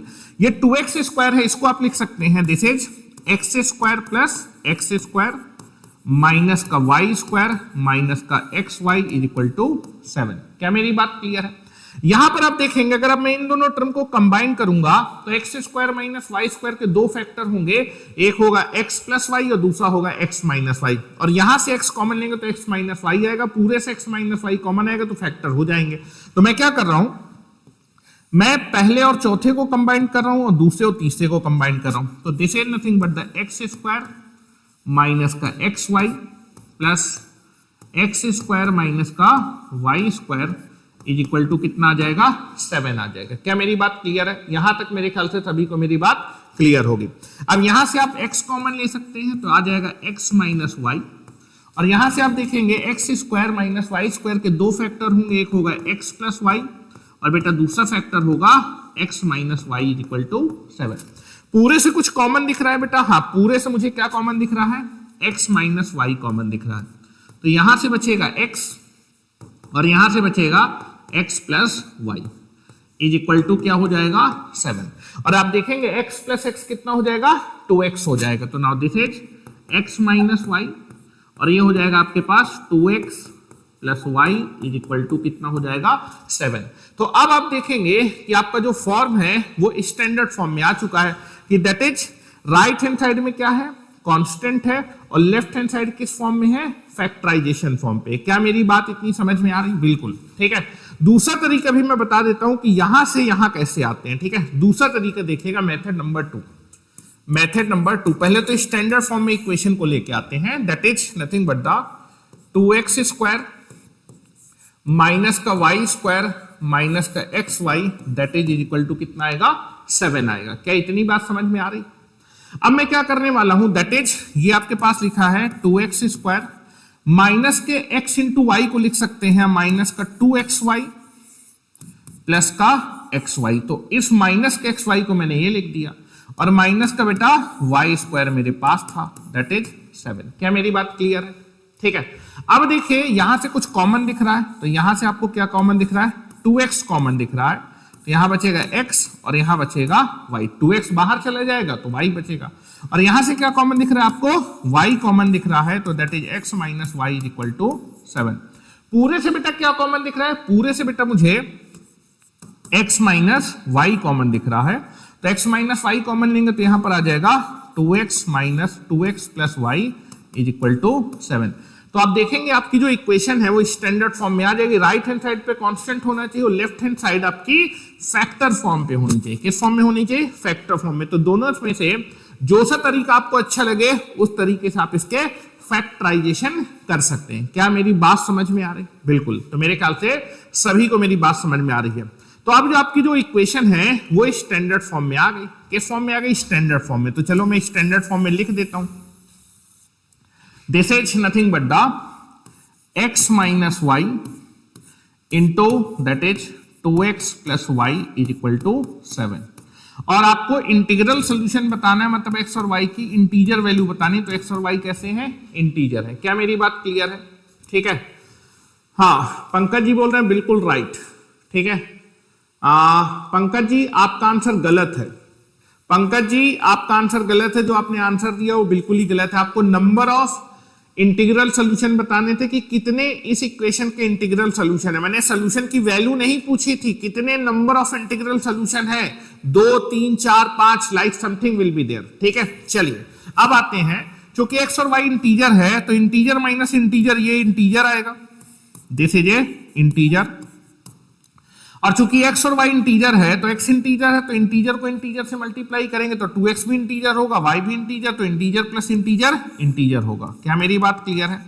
तो यहां से आपको मेरी बात ये समझ में आ रही होगी कि दो इंटीजर का प्रोडक्ट कितना चाहिए? 7 चाहिए। अगर दो इंटीजर का प्रोडक्ट 7 चाहिए तो क्या क्या पॉसिबिलिटी हो सकती है? पॉसिबिलिटी हो सकती है कि पहला वाला 7 हो जाए और दूसरा वाला इंटीजर 1 के बराबर हो, तो भी दोनों का प्रोडक्ट कितना आ जाएगा? 7। दूसरी पॉसिबिलिटी कि पहला वाला 1 हो जाए, दूसरा वाला 7 हो जाए, तो भी दोनों का प्रोडक्ट कितना आ जाएगा? 7। ये भी पॉसिबिलिटी कि पहला वाला इंटीजर -1 हो जाए, दूसरा वाला इंटीजर -7 हो जाए, तो भी दोनों का प्रोडक्ट कितना आ जाएगा? 7। और चौथी पॉसिबिलिटी कि पहला वाला जो इंटीजर है वो -7 के बराबर हो जाए, दूसरा वाला इंटीजर -1 के बराबर हो जाए, तो भी दोनों का प्रोडक्ट कितना हो जाएगा? 7 हो जाएगा। क्या मेरी बात क्लियर है? तो टोटल कितनी पॉसिबिलिटी या फिर टोटल कितने केस बन रहे हैं? 4 केस बन रहे हैं। ध्यान से देखिए बेटा। Okay, but it's good to find the solution. बेटा आपका जो है, जो आपने सोल्यूशन लिखे हैं, सोल्यूशन को जब निकालेंगे तो इसका कोई भी इंटीग्रल सोल्यूशन नहीं, आंसर 0 है। देखिए मैं बता रहा हूं, ध्यान दीजिए पंकज जी, ठीक है। जो आप कह रहे हैं कि सोल्यूशन निकालना अच्छा है, तो भैया सोल्यूशन निकाल के देखो ना। क्वेश्चन में चिल्ला चिल्ला के बोला इंटीग्रल सोल्यूशन निकालने, एक्स और वाई की इंटीजर वैल्यू बतानी है। 8/3 आ रहा है तुम्हारा, क्या 8/3 ये इंटीजर है? ठीक है, आंसर देने से पहले 10 बार सोच लो मेरे भाई कि आपको इंटीग्रल सोल्यूशन निकालने। इंटीग्रल सोल्यूशन, उससे पहले जो सोल्यूशन लिखे हैं तुमने, पेयर लिखे हैं, उसमें एक्स और वाई इंटीजर होने चाहिए। ठीक है, तो this is the total possibility. ठीक है, दैट इज ये टोटल पॉसिबिलिटी, मतलब टोटल 4 केस बनेंगे। टोटल पॉसिबिलिटी इतनी आ रही। अब कौन सा केस हमारे लिए एक्सेप्टेबल है, कौन सा रिजेक्ट है, कौन काम का है, कौन नहीं है, तो हमको देखना पड़ेगा। टोटल इतनी पॉसिबिलिटी बनेगी, तो टोटल 4 केस बन रहा है। तो मैं यहां लिख रहा हूं, पहला केस क्या बन रहा है बेटा? पहला केस है कि दैट इज पहला वाला इंटीजर 7 हो जाए और दूसरा वाला इंटीजर दैट इज कितना हो जाए? 1 के बराबर हो जाए। पहला केस ये बन रहा है। क्या मेरी बात समझ में आ रही है? ठीक है, दूसरा दैट इज केस नंबर 2 क्या बन रहा है? केस नंबर 2, ठीक है, case number 2 that is x minus y कितना हो जाए बेटा? -1, दैट इज 1 हो जाए। पहला वाला इंटीजर 1 हो जाए और दूसरा वाला इंटीजर 7 हो जाए, तो भी दोनों का प्रोडक्ट कितना आ जाएगा? 7 आ जाएगा। ठीक है, 2 सोल्यूशन आ रहे हैं। नहीं बेटा, 2 सोल्यूशन नहीं आ रहे हैं। ठीक है, देखो इधर समझा रहा हूं मैं आपको। Now this is nothing but the case number 3।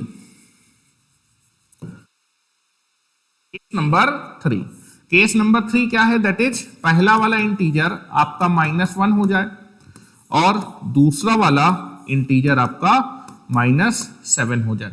और चौथा केस आपका होगा that is nothing but the that is पहला वाला इंटीजर -7 हो जाए और दूसरे वाले इंटीजर की वैल्यू -1, तो भी दोनों का प्रोडक्ट कितना आ जाएगा? 7 आ जाएगा। अब यहां पर हम देखते हैं कौन सा मेरे काम का केस है भैया। ठीक है, तो एक्स और वाई इंटीजर एक्सेप्ट करने हैं, तो चलो पहले केस को सॉल्व करते हैं, देखते हैं क्या यहां से इंटीजर वैल्यू आ रही है एक्स और वाई की। तो आप क्या करेंगे, जब दोनों को ऐड करेंगे तो वाई से वाई कट जाएगा, तो ये हो जाएगा 3x इज इक्वल टू 8। तो यहां से x की वैल्यू कितनी आ जाएगी? 8/3। क्या हम x की वैल्यू एक्सेप्ट करेंगे? नहीं, क्योंकि क्वेश्चन में x कैसा एक्सेप्ट करना है? इंटीजर। तो भैया यहां से तो x इंटीजर नहीं आ रहा है, इसलिए दैट इज ये आपका जो x है, यहां से x इंटीजर नहीं आ रहा, मतलब ये हमारे काम का केस नहीं है। अगर ये काम का केस नहीं है तो इस x को क्या कर देना है? रिजेक्ट कर देना है। क्यों? क्योंकि दैट इज क्वेश्चन में x कैसा दिया है? x इंटीजर दिया हुआ है। क्या मेरी बात क्लियर है? तो यहां से आपको बात समझ में आ रही होगी। पहले केस को जब मैंने सॉल्व किया, सॉल्व करने के बाद x की वैल्यू कितनी आ रही है? 8/3, लेकिन x की कौन सी वैल्यू एक्सेप्ट करेंगे? Integer value. तो यहां से तो इंटीजर नहीं आ रहा, इसका मतलब ये मेरे काम का केस नहीं। अगर ये काम का केस नहीं है तो यहां से ये वैल्यू क्या हो जाएगी? रिजेक्ट हो जाएगी। तो यहां से कोई भी सोल्यूशन नहीं आएगा। ये केस काम का नहीं है तो इस केस से कोई भी सोल्यूशन नहीं आएगा। This is the reject. ठीक है, यहां आइए, यहां से देखिए दैट इज मुझे x और y की वैल्यू निकालनी है, तो जब इनको सॉल्व करेंगे तो ऐड करेंगे तो y से y कट जाएगा, 3x इज इक्वल टू कितना आ जाएगा? 8। यहां से भी x की वैल्यू कितनी आएगी 8/3, लेकिन क्वेश्चन में x की कौन सी वैल्यू एक्सेप्ट करनी है, इंटीजर, तो ये तो इंटीजर नहीं है, तो ये वैल्यू रिजेक्ट हो जाएगी, और ये वैल्यू रिजेक्ट हो जाएगी तो ये भी मेरा काम का केस नहीं, क्योंकि इससे x इंटीजर नहीं आ रहा, तो ये बेकार का केस था। आपने केस तो सारे बनाए लेकिन एक्सेप्टेबल केस नहीं है। यहां पर देखेंगे, यहां से जब x और y की वैल्यू निकालेंगे तो जब दोनों को ऐड करेंगे तो y से y कट जाएगा, 3x इज इक्वल टू आ जाएगा माइनस का 8/3, तो यहां that is this is nothing but the minus का 8, ऐड करने पे माइनस का 8 आएगा, तो यहां से x की वैल्यू आएगी माइनस का 8/3, क्योंकि x और y कैसे इंटीजर है, तो बेटा यहां से तो x की इंटीजर वैल्यू नहीं आ रही, तो इसका मतलब है कि ये वैल्यू भी रिजेक्ट हो जाएगी, मतलब ये केस भी आपका बेकार का केस था, यहां से भी कोई आंसर नहीं आएगा। और यहां से जब इसको सॉल्व करके x y निकालेंगे, जब मैं ऐड करूंगा तो y से y कट जाएगा, तो 3x इज इक्वल टू हो जाएगा माइनस का 8, तो x की वैल्यू कितनी आ जाएगी माइनस का 8/3, और x और y कैसे हैं, इंटीजर है, तो ये तो इंटीजर नहीं है, ये भी आपकी वैल्यू क्या हो जाएगी, रिजेक्ट हो जाएगी। तो इसका मतलब है कि ना तो पहले केस से कोई x और y का इंटीग्रल पेयर आ रहा है, ना तो दूसरे केस से x और y का कोई पेयर आ रहा है, ना तो तीसरा केस है, ये सारे के सारे केस क्या है, बेकार है। तो that is nothing but the कोई भी x और y का इंटीजर पेयर नहीं आ रहा जो इस इक्वेशन को क्या करेगा, सेटिस्फाई करेगा। और क्या पूछ रहा था, that is nothing but the, आपसे पूछा था नंबर ऑफ इंटीग्रल सोल्यूशन, तो जितने भी इंटीग्रल सोल्यूशन है उनका नंबर बताना था। तो कितने इंटीग्रल सोल्यूशन आ रहे हैं, एक भी नहीं आ रहा है। ओ आई मिस्ड इंटीग्रल, समझ गए पंकज बेटा क्या मिस किया, ठीक है। तो मैं लिख रहा हूं that is number of integral solution of the equation is equal to 0। कितने इंटीग्रल सॉल्यूशन आ रहे हैं, 0 आ रहे हैं, कोई भी इंटीग्रल पेयर नहीं है x और y का जो इस इक्वेशन को सेटिस्फाई करेगा। अब हम लोग एक लास्ट क्वेश्चन करने जा रहे हैं, ये आपका आईआईटी एडवांस का क्वेश्चन है, ठीक है। और आईआईटी एडवांस का क्वेश्चन है तो आप देखेंगे इसमें कई सारे केस बनेंगे, लेकिन मैं कई सारे दैट इज जो केसेस हैं उनमें से वही केस बनाऊंगा जो मेरे काम के केस हैं, ठीक है। काम वाले केस बनाऊंगा, फालतू वाले केस नहीं बनाऊंगा। इससे पहले मैंने फालतू वाले केस भी बना के दिखाया आपको, ठीक है। चलिए तो क्वेश्चन क्या है, पहले क्वेश्चन को समझ लीजिए। That is nothing but the question क्या दिया है आपसे, ये क्वेश्चन आपके पास है, find all positive integer n, ठीक है। n एक पॉजिटिव इंटीजर है, इसकी वैल्यू बतानी है सच दैट n स्क्वायर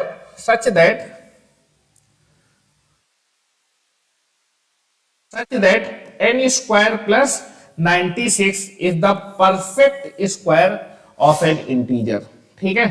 देखिए क्वेश्चन को पहले पढ़ लीजिए। क्वेश्चन में बोल रहा है कि आपको n एक पॉजिटिव इंटीजर है और n की आपको सारी पॉसिबल वैल्यू बतानी है। Find all positive integer n की सारी पॉजिटिव इंटीजर वैल्यू बताइए कि n स्क्वायर प्लस 96, मतलब ये जो नंबर है ये किसके बराबर हो जाए, होल स्क्वायर के बराबर हो जाए, ठीक है। परफेक्ट स्क्वायर का मतलब होल स्क्वायर होता है, ठीक है। तो that is nothing but the, आप देखेंगे कि n आपका एक पॉजिटिव इंटीजर है, तो n अगर एक पॉजिटिव इंटीजर है तो जब आप इस नंबर को निकालेंगे, ये नंबर क्या होना चाहिए, एक इंटीजर का क्या होना चाहिए, होल स्क्वायर होना चाहिए, ठीक है। तो मान लेते हैं कि जो नंबर है ये आपके दैट इज एक इंटीजर का होल स्क्वायर चाहिए, तो n की दैट इज सारी पॉजिटिव इंटीग्रल वैल्यू आपको बतानी है, ठीक है। समझने की कोशिश करिएगा, ठीक है। बोल रहा है कि n एक पॉजिटिव इंटीजर है, ये जो नंबर है ये नंबर एक इंटीजर का होल स्क्वायर होना चाहिए। तो मान लेते हैं कि ये जो नंबर है ये आपका k स्क्वायर के बराबर, जहां k कैसा नंबर होगा, एक इंटीजर को। क्वेश्चन में बोला है कि n एक पॉजिटिव इंटीजर है, तो जब आप देखेंगे अगर n एक पॉजिटिव इंटीजर है तो ये जो नंबर आएगा ये नंबर एक इंटीजर का होल स्क्वायर होना चाहिए। तो लेट कर लेते हैं, let that is n square plus 96 is the whole square of integer. तो मान लेते हैं ये किसका होल स्क्वायर के बराबर है, k का होल स्क्वायर के बराबर है, ठीक है। जहां k एक इंटीजर को रिप्रेजेंट कर रहा है, ठीक है। k किसको रिप्रेजेंट कर रहा है, इंटीजर को रिप्रेजेंट कर रहा है। क्या मेरी बात क्लियर है? क्वेश्चन ने आपसे बोला है कि n स्क्वायर प्लस 96 यह नंबर एक इंटीजर के होल स्क्वायर के बराबर है। तो मैंने मान लिया कि यह नंबर के होल स्क्वायर के बराबर है। अब क्वेश्चन में बोला कि n कैसा है, पॉजिटिव इंटीजर है। n कैसा है, पॉजिटिव इंटीजर n। क्वेश्चन में दिया हुआ है कि n कैसा इंटीजर है, पॉजिटिव इंटीजर है।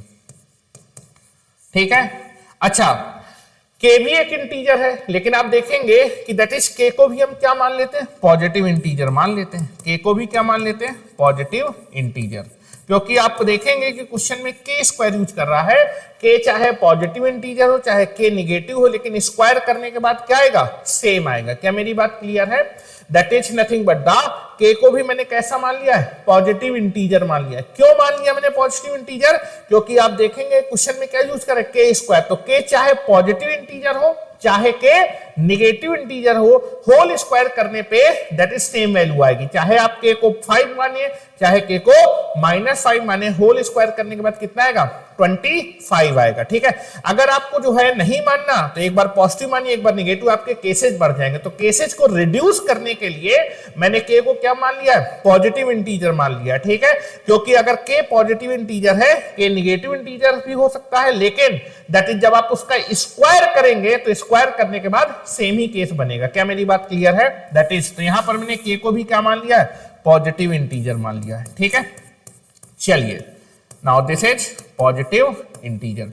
अब जरा ध्यान से देखिए, आपकी जो इक्वेशन आपके पास है that is nothing but the n square भी एक इंटीजर है, k स्क्वायर भी आपका इंटीजर है। ठीक है, तो आप देखेंगे ऐसे क्वेश्चन आप कर चुके हैं, दैट इज बिल्कुल सही वैल्यू आ रही, पंकज आपकी बिल्कुल वैल्यू बिल्कुल सही आ रही, that is value is 2, 5, 10 and 23, बिल्कुल करेक्ट आंसर है आपका पंकज। ठीक है, अब समझिएगा मैं क्या करता हूं, n स्क्वायर को दैट इज आपका राइट साइड पे शिफ्ट कर देता हूं। तो दिस इज नथिंग बट आ जाएगा 96 is equal to k square minus n square. ठीक है, इसको लेफ्ट पे लिख लेता हूं, तो that is nothing but the k square minus n square is equal to 96। क्या मेरी बात क्लियर है? अब देखिए सेम फॉर्मेट बन गया कि दैट इज क्वेश्चन में आपका n एंड k कैसे इंटीजर है, that is positive integer. n भी कैसे इंटीजर है, पॉजिटिव इंटीजर है, और k भी मैंने क्या मान लिया है, पॉजिटिव इंटीजर मान लिया। k भी मैंने क्या मान लिया है, पॉजिटिव इंटीजर, क्योंकि जब आप k का स्क्वायर करेंगे तो चाहे वो पॉजिटिव चाहे निगेटिव, आंसर क्या आएगा, सेम आएगा स्क्वायरिंग करने के बाद। ठीक है, अब देखिए राइट हैंड साइड में कैसा है, दैट इज नथिंग, अभी तक क्या था, x और y होते थे और राइट साइड पे कांस्टेंट हो, राइट साइड पे कांस्टेंट है। लेफ्ट हैंड साइड कैसी होनी चाहिए, फैक्टर फॉर्म में होनी चाहिए। ठीक है, फैक्टर फॉर्म पे होनी चाहिए। तो मैं इसके फैक्टराइजेशन कर लेता हूं, कितना आएगा, that is k square minus n square का फैक्टर आएंगे k प्लस n, और दूसरा फैक्टर आएगा k minus n is equal to 96। अब ये आपकी स्टैंडर्ड फॉर्म में बन गई है। ठीक है, अब ये आपके पास एक स्टैंडर्ड फॉर्म बन गई। ठीक है, अब जरा ध्यान से देखिएगा, that is nothing but the, तो आप देखेंगे k और n आपके क्या है, इंटीजर है। ठीक है, अच्छा ये बताइए, सबसे पहले यहां पर मुझे बताइए, केस तो आप कई सारे बनाएंगे। ठीक है, क्या क्या केस बनाएंगे, एक तो आप केस ये बनाएंगे दैट इज दो इंटीजर, k और n इंटीजर है, तो इंटीजर प्लस इंटीजर कितना होगा, इंटीजर, तो ये भी एक इंटीजर आएगा, ये भी एक इंटीजर आएगा, और ये भी एक इंटीजर है, भी, तो दोनों को इंटीजर में से इंटीजर को सब्ट्रैक्ट करेंगे तो ये भी इंटीजर आएगा। दो इंटीजर का प्रोडक्ट कितना चाहिए, 96। तो क्या क्या केस बनेंगे, मैं पहले केस बना रहा हूं, लेकिन अभी केस को मैं रिड्यूस करूंगा, मैं सारे केस नहीं बनाऊंगा, ध्यान से देखिए, काम के केस बनाऊंगा। तो दो इंटीजर का प्रोडक्ट आपको 96 चाहिए, तो एक आपके पास आएगा 96 इंटू 1, या फिर ये भी हो सकता है 1 इंटू 96, ये भी हो सकता है। ठीक है, तो जरा जरा ध्यान से देखिए, पहले तो मुझे ये बताइए कि k और n में कौन बड़ा होगा, k और n में कौन बड़ा होगा, k और n में, ध्यान से देखिए, k और n में कौन बड़ा होगा, n स्क्वायर में जब 96 ऐड करेंगे तो कितना आ जाएगा, k स्क्वायर होगा। ठीक है, n स्क्वायर में जब 96 ऐड कर देंगे तो किसके बराबर आएगा, k स्क्वायर के बराबर आएगा। तो आपको दिख रहा होगा कि k की वैल्यू n से क्या होगी, बड़ी होगी, क्योंकि n के स्क्वायर में जब 96 ऐड कर देंगे तब वो किसके बराबर आएगा, k स्क्वायर के बराबर आएगा। ठीक है, तो अगर किसी नंबर का स्क्वायर बड़ा है और किसी नंबर का स्क्वायर छोटा है, तो जिसका स्क्वायर बड़ा होगा वो नंबर भी बड़ा होगा, जिसका स्क्वायर छोटा होगा नंबर भी छोटा होगा। तो n स्क्वायर में 96 ऐड करने के बाद अगर k स्क्वायर आ रहा है, तो पहली चीज बेटा आपको क्लियर होगी कि that is nothing but the k की वैल्यू n से कैसी आएगी, बड़ी आएगी। k आपका n से कैसा होने वाला है, बड़ा होने वाला है। ठीक है, अच्छा ये बताइए अगर k n से बड़ा है तो that is nothing but that is k और n से दैट इज दोनों पॉजिटिव है तो दो पॉजिटिव नंबर को ऐड करेंगे तो पॉजिटिव आएगा। अगर k n से बड़ा है तो k प्लस n बड़ा आएगा और k माइनस n कैसा आएगा, छोटा आएगा। ध्यान से देखिए अगर k की वैल्यू n से कैसी है, बड़ी है, k बड़ा है n छोटा है, तो आप जरा ये मुझे बताएंगे। ठीक है, अच्छा पहली चीज तो बात करते हैं, अगर k n से बड़ा है तो इस फैक्टर की वैल्यू कैसी आएगी, दैट इज k और n दोनों पॉजिटिव है तो ये वाला फैक्टर कैसा आएगा, पॉजिटिव आएगा। क्योंकि k की वैल्यू n से बड़ी है तो ये फैक्टर भी कैसा आएगा, पॉजिटिव आएगा। मतलब इन दोनों इंटीजर का वैल्यू कैसी आने वाली, पॉजिटिव आने वाली है। मतलब मैं कौन से केस नहीं लूंगा, फालतू के केस नहीं बनाऊंगा, दैट इज ये वाला केस नहीं बनाऊंगा, that is -96 into -1 is equal to कितना हो जाएगा, 96। क्योंकि आप देखेंगे अगर k की वैल्यू बेटा n से बड़ी है और k और n कैसे है, पॉजिटिव इंटीजर, तो दैट इज k और n पॉजिटिव इंटीजर तो ये फैक्टर पॉजिटिव आएगा। चूंकि k n से बड़ा, बड़े नंबर में छोटे नंबर को सबट्रैक्ट करते तो ये भी पॉजिटिव आएगा। मतलब ये दोनों इंटीजर कैसे होंगे, पॉजिटिव होंगे। मतलब जो मैं केसेस बनाऊंगा इसमें से आपका दैट इज दोनों नंबर कैसे लूंगा, पॉजिटिव। निगेटिव वाले आपके जो है केसेस नहीं बनाऊंगा, क्यों, क्योंकि उससे क्या होगा, that is nothing but the आपके जो काम के केस नहीं है वो हट जाएंगे। ठीक है, चलिए दूसरा चीज ये बताइए कि k प्लस n और k माइनस n इसमें से कौन बड़ा होगा, कौन छोटा होगा। तो आप देखेंगे यहां पर दोनों नंबर ऐड हो रहे हैं और यहां पर दोनों नंबर सबट्रैक्ट हो रहे हैं, तो ये वैल्यू बड़ी होगी, ये वैल्यू छोटी होगी। तो मतलब k प्लस n ये बड़ा फैक्टर होगा और k माइनस n छोटा फैक्टर होगा। तो ये फैक्टर बड़ा होगा, ये फैक्टर कैसा होगा, बड़ा होगा, दिस इज बिगेस्ट, या फिर दिस इज ये फैक्टर बड़ा होगा। ठीक है, ये बिगर होगा, दिस इज बिगर। ये वाला फैक्टर कैसा होगा, स्मॉलर होगा। ठीक है, स्मॉलर, ये स्मॉलर होगा। ठीक है, तो मैं केसेज बनाने जा रहा हूं। ठीक है, तो इसको बड़ा रखूंगा, इसको छोटा रखूंगा, दोनों पॉजिटिव फैक्टर लेने वाला हूं। तो दो इंटीजर का प्रोडक्ट 96 चाहिए तो क्या क्या पॉसिबिलिटी है कि दैट इज पहला वाला इंटीजर 96 हो जाए, दूसरा वाला इंटीजर 1 हो जाए, तो दोनों का प्रोडक्ट कितना आ जाएगा, 96। पहला वाला बड़ा होगा, दूसरा वाला छोटा होगा। ठीक है, और दोनों पॉजिटिव होंगे। दूसरा केस क्या हो सकता है, पहला वाला 48 हो जाए, दूसरा वाला 2 हो जाए, तो भी दोनों का प्रोडक्ट कितना हो जाएगा, 96 हो जाएगा। ठीक है, तीसरा केस क्या हो सकता है कि पहला वाला फैक्टर 32 हो जाए और दूसरा वाला फैक्टर 3 हो जाए, तो भी दोनों का प्रोडक्ट कितना हो जाएगा, 96 हो जाएगा। ठीक है, चौथा केस क्या हो सकता है, दैट इज पहला वाला इंटीजर 24 हो जाए, दूसरा वाला 4 हो जाए, तो भी दोनों का प्रोडक्ट कितना हो जाएगा, 96 हो जाएगा। दैट इज पांचवा केस क्या हो सकता है, पहला वाला 16 हो जाए, दूसरा वाला 6 हो जाए, तो भी दोनों का प्रोडक्ट कितना हो जाएगा, 96 हो जाएगा। और छठवां केस हो सकता है कि पहला वाला 12 हो जाए, दूसरा वाला 8 हो जाए, तो भी आपका दोनों का प्रोडक्ट कितना हो जाएगा, 96। यही आपके पॉसिबल केसेस बन सकते हैं। ठीक है, जो मैंने आपको लिखा है केसेस तो कई सारे बनेंगे, लेकिन मैंने जो इंफॉर्मेशन आपको बताई इनका यूज करके मैं कई सारे केस क्या कर सकता हूं, अवॉइड कर सकता हूं। अगर आपको दिक्कत हो तो आप सारे केस बना सकते हैं, मुझे कोई दिक्कत नहीं है, लेकिन एग्जामिनेशन में हम टाइम को क्या कर रहे हैं, सेव कर रहे हैं। ठीक है, तो ये आपकी टोटल पॉसिबिलिटी होगी, this is nothing but the total possibility. Common sense use किया, total possibility, this is nothing but the ये टोटल पॉसिबिलिटी होने वाली है। अब टोटल पॉसिबिलिटी में कौन सी काम किया, वैसे मुझे n की वैल्यू निकालनी है तो मैं n की वैल्यू निकालूंगा और n की कौन सी वैल्यू एक्सेप्ट करूंगा, दैट इज पॉजिटिव इंटीग्रल। जिससे पॉजिटिव इंटीजर जाएगा वो केस मेरे काम का होगा, वहां से n एक्सेप्ट हो जाएगा। तो टोटल 6 केस बनेंगे बेटा, मैं 6 केस बना रहा हूं, देख रहा हूं कि मेरे काम का आंसर कहां से आ रहा है। तो केस नंबर 1, केस नंबर 1 क्या होगा, दैट इज पहला वाला जो इंटीजर है वो कितना हो जाए, 96, और दूसरा वाला जो इंटीजर है वो कितना हो जाए, 1। ठीक है, यहां से मैं क्या कर रहा हूं, n की वैल्यू निकाल रहा हूं। ठीक है, n की वैल्यू निकालते हैं। n की वैल्यू निकालने की मैं सबट्रैक्ट कर देता हूं, माइनस प्लस ये क्या हो जाएगा, माइनस, ये कट जाएगा, यहां से आपके पास 2n आ जाएगा और ये हो जाएगा 95। तो यहां से n की बेटा वैल्यू कितनी आ जाएगी, 95/2। क्या ये n की वैल्यू एक्सेप्ट होगी, n क्वेश्चन में कैसा है, पॉजिटिव इंटीजर, तो ये वैल्यू क्या हो जाएगी, रिजेक्ट हो जाएगी। मतलब ये मेरे काम का केस नहीं था। क्या मेरी बात क्लियर है। केस नंबर 2 पे आते हैं। केस नंबर 2 पे आते हैं। केस नंबर 2 है कि पहला वाला जो इंटीजर है वो कितना हो जाए 48 और दूसरा वाला जो इंटीजर है वो कितना हो जाए 2। n निकालना, ठीक है। तो दैट इज सब्ट्रैक्ट करिए, माइनस प्लस माइनस, ये कट जाएगा तो 2n इज इक्वल टू कितना हो जाएगा 46। यहां से n की वैल्यू कितनी आ जाएगी 23। तो n कैसा चाहिए पॉजिटिव इंटीजर, तो यहां से पॉजिटिव, तो ये केस आपका काम का केस था, तो ये वैल्यू क्या हो जाएगी एक्सेप्ट हो जाएगी। तो एक n कितना आ जाएगा 23 आ जाएगा, ठीक है। तो अगर n की वैल्यू आप 23 ले लेंगे तो जो आपके पास गिवन एक्सप्रेशन है, गिवन एक्सप्रेशन ये आपका एक इंटीजर का परफेक्ट स्क्वायर होगा, निकाल के देख लीजिए, ठीक है। केस नंबर 3 पे चलते हैं, केस नंबर 3, केस नंबर 3 पे आते हैं। तो केस नंबर 3 क्या होगा बेटा,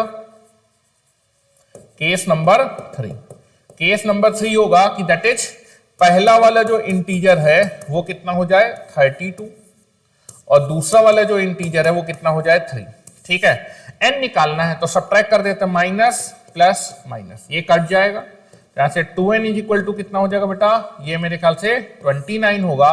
तो n की वैल्यू कितनी हो जाएगी 29/2। चूंकि n आपका पॉजिटिव इंटीजर है तो ये n की वैल्यू रिजेक्ट हो जाएगी, तो ये आपका काम का केस नहीं था, ठीक है। केस नंबर 4 पे आते हैं, केस नंबर 4 पे आते हैं।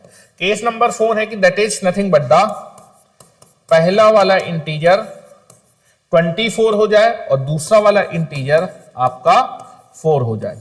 n निकालना है, सब्ट्रैक्ट करिए, माइनस प्लस माइनस, ये कट जाएगा तो 2n इज इक्वल टू कितना हो जाएगा 20।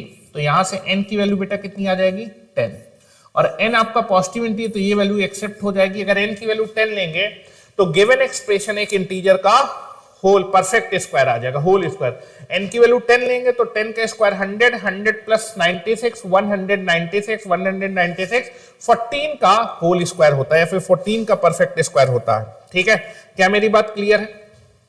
उसके बाद केस नंबर 5 देख लेते हैं, case number 5, case number that is 5।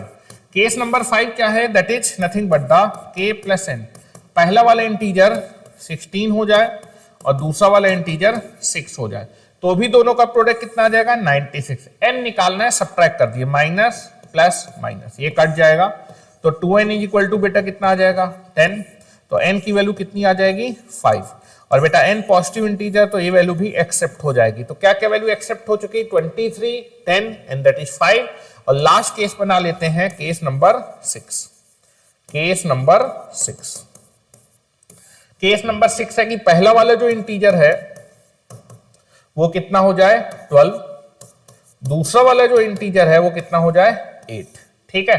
Now n की वैल्यू निकालनी है तो दैट इज सब्ट्रैक्ट करें, माइनस प्लस माइनस, ये कट जाएगा तो 2n इज इक्वल टू बेटा कितना हो जाएगा 2n इज इक्वल टू हो जाएगा 4।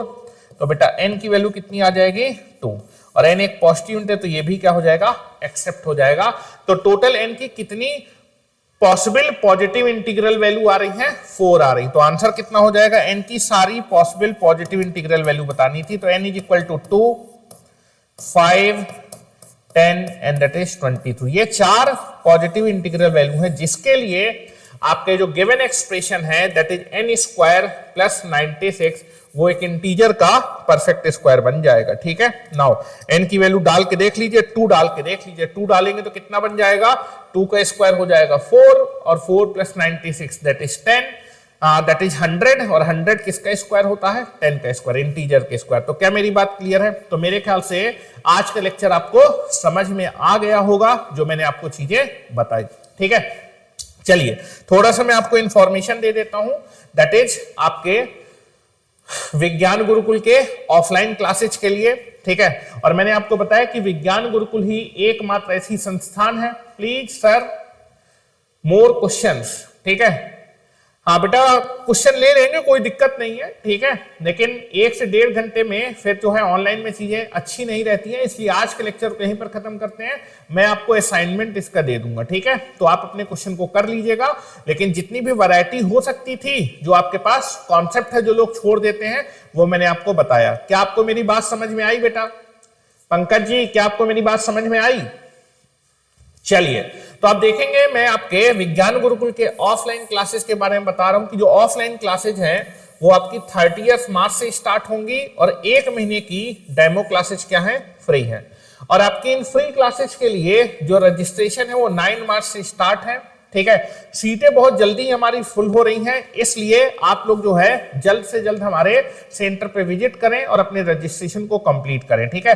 रजिस्ट्रेशन 9 मार्च से थे, लेकिन इतनी ज्यादा इंक्वायरी आ रही है कि हमें रजिस्ट्रेशन ओपन करने पड़ रहे हैं अभी से, ठीक है। इसलिए आप लोग जल्दी से जल्दी हमारे ऑफलाइन सेंटर पे जाएं, इंक्वायरी करें और इंक्वायरी करने के बाद अपने रजिस्ट्रेशन को फिल करें और 30 मार्च मंडे से आपकी जो ऑफलाइन क्लासेज है वो स्टार्ट हो जाएंगी। हमारे पास आपके लिए एकेडमिक बैचेज है। एकेडमिक बैच किसके किसके लिए, सीबीएसई बोर्ड के बच्चों के लिए है, आईसीएसई बोर्ड के बच्चों के लिए है और यूपी बोर्ड के बच्चे के लिए है। यूपी बोर्ड इंपॉर्टेंट है क्योंकि मैं खुद यूपी बोर्ड से पढ़ा हूं और यूपी बोर्ड में भी हिंदी मीडियम, सबसे ज्यादा दिक्कत हिंदी मीडियम के बच्चों को होती है, लेकिन हिंदी मीडियम के बच्चों के लिए मैं स्पेशली क्लास लेने वाला हूं जिसमें हम लोग हिंदी में पढ़ेंगे, लेकिन आपको मैं सारी की सारी जो टर्मिनोलॉजी है इंग्लिश में बताऊंगा, जिससे कि आपके जो है जो इंग्लिश का डर है मैथ में वो खत्म हो जाएगा, ठीक है। और साथ ही साथ यूपी बोर्ड में इंग्लिश मीडियम के बच्चों के लिए क्लासेज है, ठीक है। अब ये जो एकेडमिक की क्लासेज है वो 9th क्लास के लिए है, 10th क्लास के लिए है, 11th क्लास के लिए और 12th क्लास के लिए, ठीक है।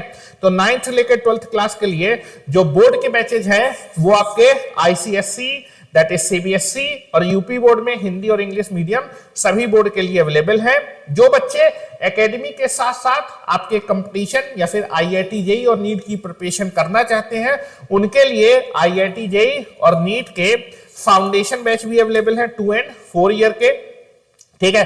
साथ ही साथ जो बच्चे 12th पास आउट हो रहे हैं उनके लिए ड्रॉप आउट बैच है, जिसमें से 1 साल में ही आपके उनका पूरा का पूरा 11th और 12th का जो कंपटीशन या फिर आईआईटी जेईई और नीट का सिलेबस होगा वो कंप्लीट कराया जाएगा। हमारा जो है जो एड्रेस है वो शाहजहांपुर में अंटा चौराहा के पास, that is Takshashila public school के पास में आप देखेंगे कि ब्रिज विहार कॉलोनी है, मतलब तक्षशिला स्कूल से जस्ट पहले आप देखेंगे सिन्हा क्लिनिक पड़ता है। सिन्हा क्लिनिक वाली गली में 50 से 100 मीटर अंदर जब जाएंगे तो लेफ्ट हैंड साइड में विवेकानंद पब्लिक स्कूल है और विवेकानंद पब्लिक स्कूल के कैंपस में ही आपका दैट इज विज्ञान गुरुकुल का कैंपस है। आप यहां पर आए, अपने रजिस्ट्रेशन को कंप्लीट करें, ऑफलाइन क्लासेस का फायदा लें, क्योंकि सिलेक्शन केवल और केवल ऑफलाइन क्लासेस से ही होता है। ऑनलाइन क्लासेस केवल दिखावा होती हैं और जितने भी इंस्टीट्यूट आप देखेंगे शाहजहांपुर में है वो सभी आपको हाइब्रिड क्लास दे रहे हैं। हाइब्रिड क्लास का मतलब होता है ऑनलाइन। इससे अच्छा तो आप जो है बैच ऑनलाइन परचेज कर लीजिए, घर में मोबाइल में देख के मोबाइल के सामने बैठ के उनको देख लीजिए। क्या मेरी बात समझ में आ रही है? इसलिए आप कहीं भी जो है और फंसे नहीं, आप केवल और केवल ऑफलाइन सेंटर के लिए शाहजहांपुर में एकमात्र संस्था है जो ऑफलाइन पे फिजिकली क्लासेस प्रोवाइड कर रही है। इसलिए शाहजहांपुर में विज्ञान गुरुकुल के ऑफलाइन सेंटर पे आए, अपने कंपटीशन और दैट इज एकेडमी की प्रिपरेशन को अच्छे से करें और कंपटीशन में आप अच्छे से सक्सेस हो। और अगर एकेडमिक के बैचेस करते हैं तो एकेडमिक में भी आपके परसेंटेज के चांसेस काफी अच्छे बढ़ जाएंगे, ठीक है। चलिए आज मैं अपनी वाणी को यहीं पर विराम देता हूं। That is thank you very much, that is Radhe Radhe.